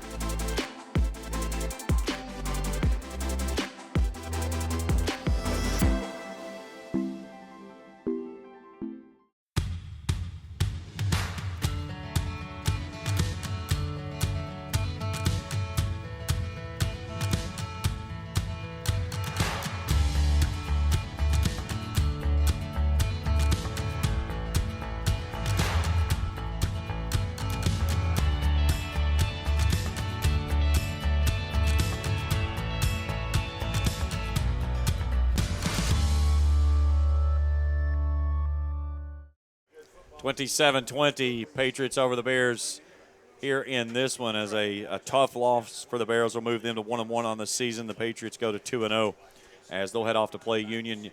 Bears on the road next week against number 21 Georgetown. Let's look at some numbers in this one. We'll start first with our scoring plays as UPike got on the scoreboard first. Adrian Medeco goes in from 9 yards out. 10:51 to play in the first quarter. It's 7-0. The Patriots come down the field. They stall out, though. They have to elect to go with a 37-yard field goal from John Matosin. That was a 14-play, 52-yard drive, eating up almost 6.5 minutes off the clock. But they settle for 3 with 4:16 to play in the first. It's 7-3 after one quarter. Xavier Malone takes his troops down the field. 8 plays, 90 yards, 43 of that coming from Adrian Medeco. He hits Diego Soto from 17 yards out. 14-3, 13-14 to play in the half. And that's when things went sideways. Jay Roberts connects to Darius James for 12 yards out. 2:24 to go before halftime. And that makes it 14-10. And then a big special teams blunder gives the Patriots the ball back in great field position. They have to elect to go for a field goal just before the half. They go with a 28-yard field goal from Matosin. 14-13 our score at the break. We go into the third quarter. Jay Roberts hooks up with D.K. Edwards from 8 yards out. 10:58 to play in the third, and the Patriots take the lead 20-14 with 4:34 to play in the third quarter. Darius James rushes in from 6 yards out. The Patriots make it 24 unanswered, and they take a 13-point lead with 4.5 to play in the third. Xavier Malone finds Diego Soto from 34 yards out with 7:40 to go in the ballgame, 27-20. But the Patriots was able to convert after a penalty, moved the sticks for the 20th first down of the ball game for the Patriots, and that put the clock in motion. Bears were out of timeouts, and I was just talking with Coach Corey Phipps, and he is not a fan of this new clock system, and he said every coach in the league voted no. The league did it anyways, and he said it's going to create terrible football. Yeah, it didn't feel right. I get that. I understand that too. We just seemed like lost our momentum in that first half and never could regain it. Thought we were coming back when we made that last drive and score. Looked like things were going well, and then just stalled out again. I don't know where the issue is. I mean, I'm not in the locker room, so I don't feel that. I mean, that's something I think we got to address because we got to come up with some more consistency. Yeah. Yards in the second half, 187-69, favoring the Patriots. And I'm not beating a dead horse to death, but again, you had 5 drives, 4 of them negative yards, and an interception that was on the front end of the touchdown that pulled the game within 7. And again, a 7-point loss here, it didn't even feel like at times that it was even that close. Yeah. So let's look at our final numbers in this one, and we'll wrap it up here tonight. 20 first downs for the Patriots. They ran the ball 52 times for 177. Went through the air for 140. Total plays 73 for 317. They were flagged 5 times for 34 yards. Had the football for 40 minutes and 18 seconds. 8 of 19 on third downs, 3 of 3 on fourth downs, 2 of those going for 6. The Bears 12 first downs, only 3 of those in the second half. The first down of the second half of the Bears didn't come until the fourth quarter, though. 22 rushing attempts for 71 yards tonight. They go through the air for 134. 52 plays for 205 yards. And again, you talk about 52 plays for the Bears. I've seen them run 52 plays and a half. Yeah. It was very stagnant offensively tonight. They just couldn't find their footing.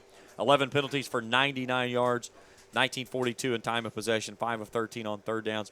2 of 4 on fourth down. Individual numbers look like this. Lee Kirkland goes 7 of 15 with an interception. He threw it for 52 yards, all those in the first half. Xavier Malone, 9 of 15, 2 touchdowns, 82 yards. He was sacked once. He did not throw a pick. Diego Soto, 5 catches for 59 and 2 scores. Griffith, 4 for 45. Tyrese Christian, 4 for 18. Adrian Medeco, 9 carries for 72 yards. He lost 4 yards, so a total of 68. He lost 2 yards in the second half. He did get in for a touchdown, had that 43-yarder when the Bears were backed up all the way on their 10-yard line on the touchdown drive they had there in the second. Tyrese Christian, 6 for 21. We saw Alex Sanders, 2 for -2, but he was injured on the first play of the game in the kickoff. He did not play the rest of the way. For the Cumberlands, Jay Roberts, 12 of 21, 140 and 2 touchdowns. He hits Evans for 1 for 38. Touchdown grabs by James and Edwards. Darius James, 30 carries for 96 yards and a score. Jay Roberts ran it for 41 on his own, and then Jones puts 27 more in the rushing attack. Put it all together, it's 27-20 is your final score here tonight. Charlie, final thoughts? Just one of those games where they didn't have focus. We lost focus after in that first half, never could get it back, and all we just kept giving more opportunities to the Cumberlands, and they took advantage of it, and made some smart moves. They started making it. They started running the football by packing that box up, and we had no answer for that. Yeah, when they really started loading the box, especially when they were coming off the edges, they were really speeding things up quicker than I think they wanted them to go, and it's something they're going to have to make an adjustment because, Georgetown's going to see that, and they're going to try to load that up. That's where they head next week at number 21 Georgetown. They had a lopsided win today over KCU, so I would expect they'll probably climb up in the polls. But I talked with Coach Phipps there, and I said, what do you do to get ready? He said, we're the type of team we can take a loss here and then go up there and kick Georgetown's butt, and that's what they expect to do. So we'll see how that works. We'll be back here on the 16th, an afternoon game against Faulkner. 1:30 kickoff. Will be with you at 1:15 here on the UPike Sports Network. A big hat tip to our crew, David Chapman, Zach Mink, and Maggie Purvis. Fabulous job on the video side of things. Charlie, always a pleasure. I'll see you in a couple weeks. All right, good to see you. For everyone at the UPike Sports Network, I'm James Carr saying good night, and thanks for tuning in.